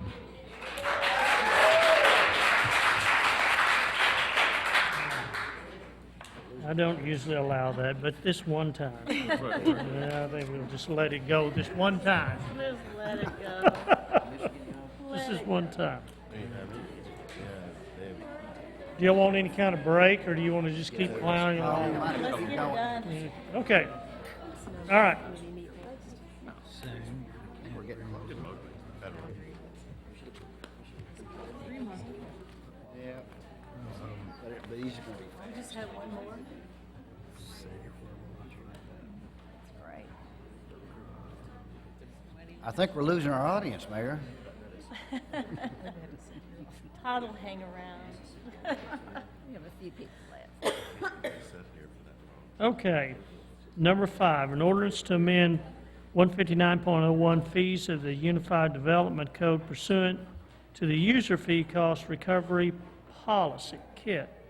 Whereas in 2005, the City Council adopted a user fee cost recovery policy, which was intended for the regular review and updating of developmental fees in line with the city's administrative costs for development projects. Now therefore be it ordained by the City Council of the City of Fayetteville, Arkansas, Section 1, that the City Council of the City of Fayetteville, Arkansas hereby repeals Section 159.01 fees in its entirety and enacts a replacement Section 159.01 fee/schedule into the Unified Development Code as shown on Exhibit A attached here too. Jeremy. The city charges certain fees to cover a portion of the cost of services that we provide related to development and construction plan review, inspections, issuing permits, and certificates of occupancy. The development services functions such as planning, engineering, and building safety reside in the general fund. We're not an enterprise fund, therefore we don't conduct rate studies to determine our cost of service and then charge those rates to users. Rather, we are simply provide a service, and there's a nominal fee to the users of those service.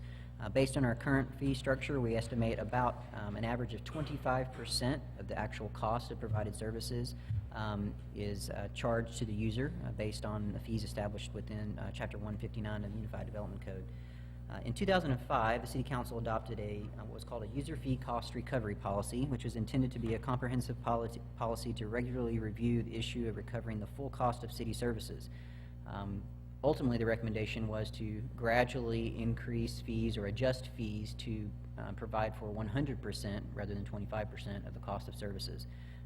We've not done that. We hit a recession not too long after that and chose not to come forward with those recommendations. Relative to building permit fees, we're actually holding pretty steady. Those are based upon national data and published fee schedules, so almost all cities use the same fee schedule, so we're right in line in those. But the other development fees, we're not. We looked at most all cities in Arkansas, and that's very similar across cities in Arkansas, as well as our peer college towns throughout the nation. Development fees such as planning, engineering, and inspection still remain quite low in comparison to the cost of service, and it appears that Fayetteville is not unlike other cities in that regard. Therefore, we're not recommending a wholesale review or change in our fee structure. We don't think it's the right time. We also believe we would be well out of line with other cities that provide similar services, but also don't charge the full cost of those. And so, essentially, we're recommending a very much more conservative approach to this proposal, instead identifying some fee adjustments in areas where we believe actually specific fees are too high or complicated to calculate for both the users and for staff. In areas where we already charge fees, but basically we've had name changes in the types of applications that we don't really have in our code. So a summary of the code changes, I'll go through these bullet points, but feel free to ask me any questions. We're recommending changing the sign permit and variance fee to a flat fee of $25 per sign to be comparable to other cities in this corridor.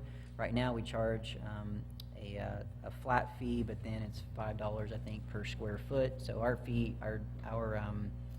sign fees range anywhere from $35 to $300. In reality, it takes about the same amount of time for a staff person to measure a large sign as it does to measure a small sign. So really, that's exceeding the cost of that service. So we're recommending simply a flat fee based on our average time to review those applications and get a permit. We're including a fee for property line adjustments. We already charge this, but we don't have property line adjustments called out in our fee structure. They're really just lot splits, and so we've separated those out. As well, same thing with site improvement plans. When we created form-based codes, we now have an administrative review process called a site improvement plan process that staff reviews. It's very much like a large-scale development, except it just doesn't go to the full planning commission. It's reviewed and approved by staff. However, it takes the same, if not greater, amount of staff time to review those, and so we're simply adding those application fees in there as well. We're also refining the fees for large-scale developments, site improvement plans, and planned zoning district to have a tiered fee schedule based on the size and intensity of the development. Really, that generally corresponds to the amount of staff time. So we did not increase the fee. Essentially, we lowered the fee for smaller projects is what we did. We created a tier in there for smaller projects to have a lesser fee. And the same fee that we have now would be charged for the projects that we currently have that are larger. And then in a couple of locations, we included resubmittal fees. We found one particularly glaring example, and gladly they're not all like this, but we had a grading permit come in 8 times for review, primarily because this particular consultant simply was, I think, rushing through their resubmittal. They just see the red lines, turn right back around, submit it the next day without any changes. Our staff had to do the red lines entirely again. So that's taking our staff time, and really that's not the issue. It's putting others that are responsibly turning their projects in the bottom of the stack because we simply review them as they come in. So we hope this will assist in that effort, making sure we get good quality submittals and paying for at least a portion of that time that we're seeing in reviews.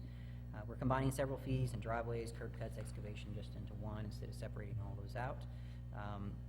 We're removing several several application fees, partial C of Os, annual certificate of occupancy renewals, expired certificate of occupancies, plan review not to exceed fees. Those are not either utilized or required or take us no time to do virtually, so we're simply recommending remove those. We are also adding exemptions for affordable housing projects, much like we have exemptions in our impact fees for Habitat for Humanity or other qualified multifamily and single-family projects that are either wholly or partially subsidized by federal grants or other types of financial systems. They would qualify. We review their application. If they qualify, then they would qualify for an exemption in those permit fees. And the same thing for city-owned facilities, which is already a policy. We're simply transferring. If we charge permit fees, we'd be transferring it from one account to another, and so we simply waive those as a matter of policy now. And this would historically what we've done. We just place this in the ordinance as well. There are several other items there, but in the interest of time, if you'll just ask me any questions, if you have any questions about the amendments, they are included as we normally do in highlight and strike, and underline or bold where there are additions, and staff's recommending approval of this fee adjustment. What questions do we have for Jeremy on this, council? Anything? I appreciate all their work. My goodness, it's bound to have taken a lot. Yep. Okay. Do we have any public comment on this? Probably not. Okay. I'll entertain. I move we suspend the rules and go to the second reading. Second. We have a motion and a second to go to the second reading. Lisa, would you please call the roll? Marsh? Yes. Kenyon? Yes. Petty? Yes. Tennant? Yes. Schottmeyer? Yes. Adams? Yes. Gray? Yes. An ordinance to amend Section 15901 fees of the Unified Development Code pursuant to the user fee cost recovery policy. Move we go to the third and final reading. Second. We have a motion and a second to go to the third and final reading. Lisa, would you please call the roll? Marsh? Yes. Kenyon? Yes. Petty? Yes. Tennant? Yes. Schottmeyer? Yes. Adams? Yes. Gray? Yes. An ordinance to amend Section 15901 fees of the Unified Development Code pursuant to the user fee cost recovery policy. Any final comments from the council? I just want to make a comment on behalf of staff. One, I want to thank Jeremy and his team. My good friend and former Alderman Bobby Farrell used to say that you never looked at a rate without there being an increase. And this is a time where we actually have numerous decreases within the rates, because as we looked at them, the Sonnet item being a perfect example, being in line with our other communities, and it doesn't take us $300 worth of time to do an application based on the size of a sign. So I'm proud that we continue to look for ways to save our people who are developing within our community money, and yet also cover the cost so our taxpayers get fair review and timely review. Okay. Anything else? All right. Lisa, would you please call the roll? Marsh? Yes. Kenyon? Yes. Petty? Yes. Tennant? Yes. Schottmeyer? Adams? Yes. Gray? Yes. Okay.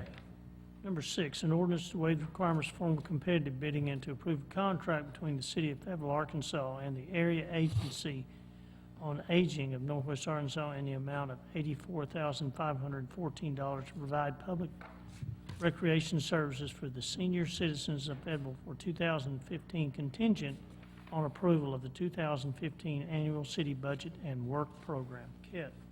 And I think we can probably strike that contingent because the budget has been approved. That's true. Whereas providing quality recreational opportunities to the senior citizens of our community is of mutual interest to the City of Fayetteville and the Area Agency on Aging of Northwest Arkansas.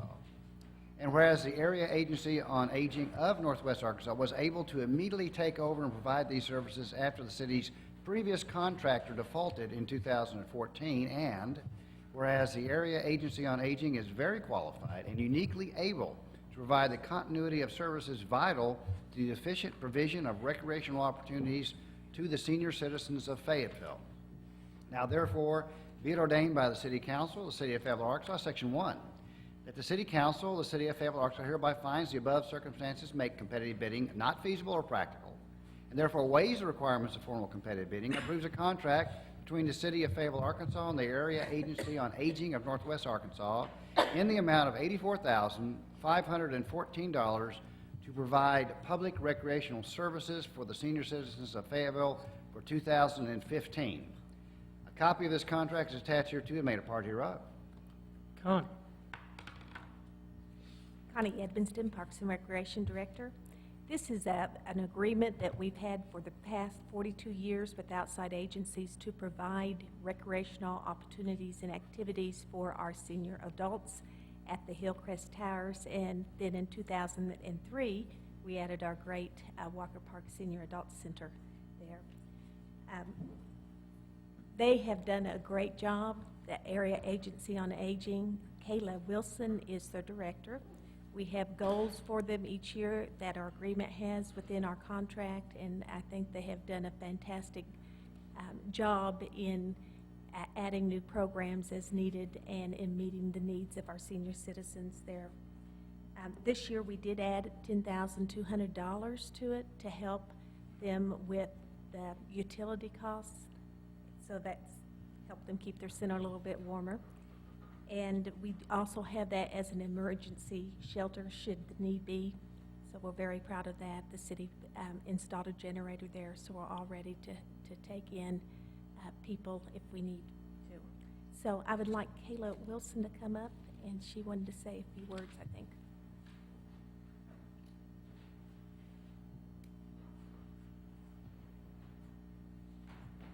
Hey, Kayla Wilson, Director of the Fayetteville Senior. pull that mic down just a little bit. Kayla Wilson, Fayetteville Senior Center Director.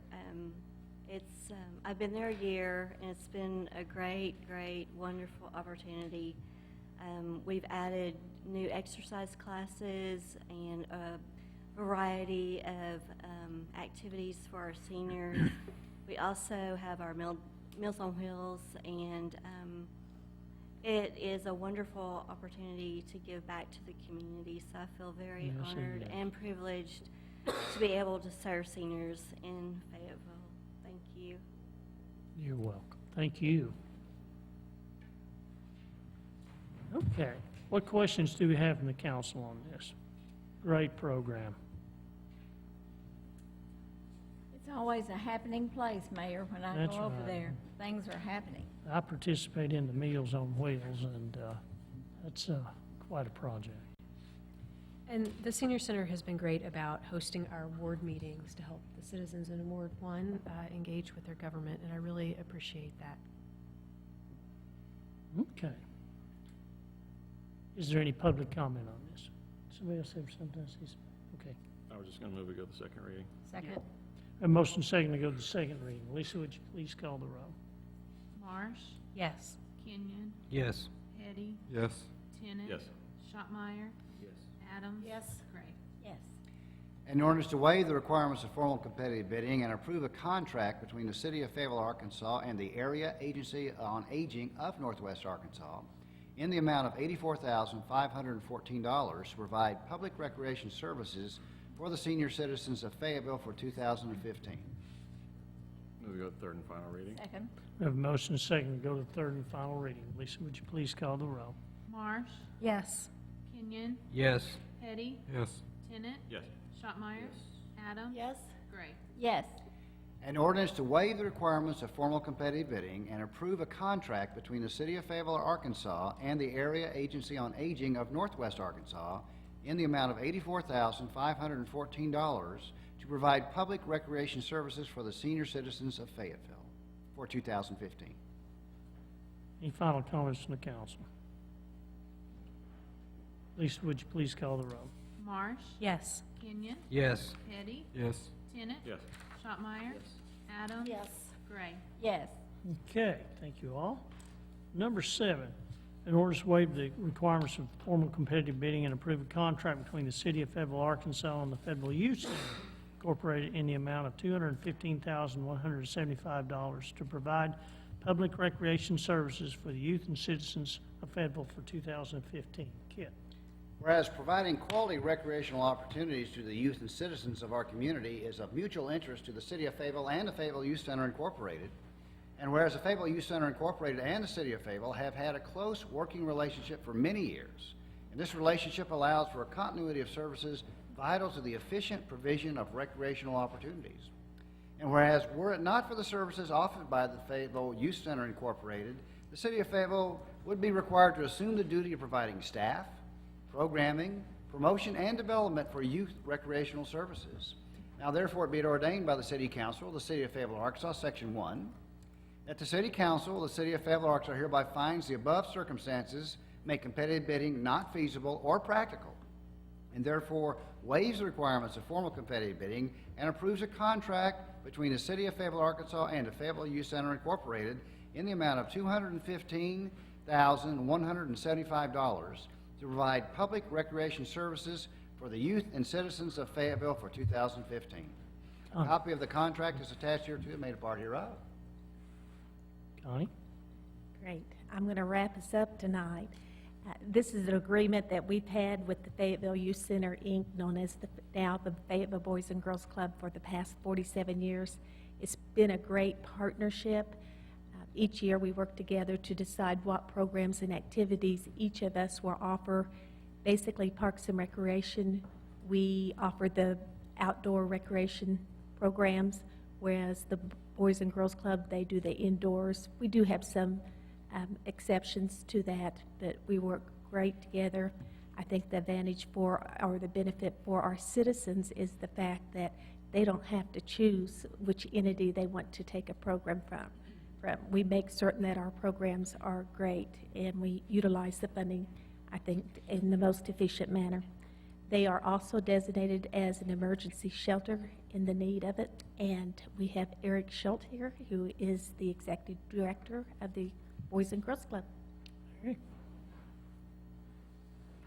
evening. I better go up with this. I just wanted to say thank you on behalf of our board of directors, our staff, and the children and families we serve for the partnership we have with Connie Parks and Recreation in the city of Fayetteville. Here to answer any questions. One of the things that we try to do as an organization is add value to the partnership that we have with Parks and Recreation, but be a good community host for events and activities. A couple of things that we've added in the last couple years was as a group that comes in and does free tax services for people in need, and there's also, Connie mentioned the emergency shelter, community events, and we hosted early voting this year for the first time. So just a couple of things. If you have any questions, please let me know. Great job, Eric. Thank you. Any questions for Eric, Connie on this? I guess a comment in the spirit of Councilmember Marsh's comments about the use of the senior center for Ward 1. I know that Ward 4 and the mayor's office has utilized the Boys and Girls Club Center for town hall meetings and ward meetings, and we too appreciate that willingness by them. Okay. Any public comment? Okay. Okay, I'll entertain a motion to go to second reading. So moved. Second? We have a motion and a second to go to the second reading. Lisa, would you please call the roll? Marsh? Yes. Kenyon? Yes. Petty? Yes. Tennant? Yes. Schottmeyer? Yes. Adams? Yes. Gray? Yes. An ordinance to waive the requirements of formal competitive bidding and approve a contract between the City of Fayetteville, Arkansas and the Fayetteville Youth Center Incorporated in the amount of $215,175 to provide public recreation services for the youth and citizens of Fayetteville for 2015. Entertain a motion to go to the third and final So reading. moved. Second? We have a motion and a second to go to the third and final reading. Lisa, would you please call the roll? Marsh? Yes. Kenyon? Yes. Petty? Yes. Tennant? Yes. Schottmeyer? Adams? Yes. Gray? Yes. An ordinance to waive the requirements of formal competitive bidding and approve a contract between the City of Fayetteville, Arkansas and the Fayetteville Youth Center Incorporated in the amount of $215,175 to provide public recreation services for the youth and citizens of Fayetteville for 2015. Any final comments from the council? Lisa, would you please call the roll? Marsh? Yes. Kenyon? Yes. Petty? Yes. Tennant? Yes. Schottmeyer? Adams? Yes. Gray? Yes. Okay, what announcements do we have? Yes. We will have the nomination committee meeting interviews next Wednesday night. Help me with the time, 4? December 10th, 4 o'clock. 4 o'clock, yeah. 4 o'clock will be the starting time. So come early to get a seat. Any other announcements? Yes, Mayor, a couple of announcements. First, this Saturday, the Fayetteville Animal Shelter is having its holiday open house on Saturday between 10 a.m. and 4 p.m. There's a special adoption fee of $10 for dogs and cats. And Santa Claus will be at the center between 11 a.m. to 2 p.m. for pictures available with your pet or with your children. Also, the Community Resource Division is having its 8th annual Senior Giving Tree and Holiday Party. It's next Thursday, December the 9th, yes, Tuesday, excuse me, December the 9th, at 10 a.m. at the Fayetteville Senior Center, and the holiday lunch will be at 11:30, and the council has been invited to attend. So if your calendars permit, this is an event that provides gifts for our homebound seniors and an opportunity to thank them and their contributions to the community. We also, get it closed here,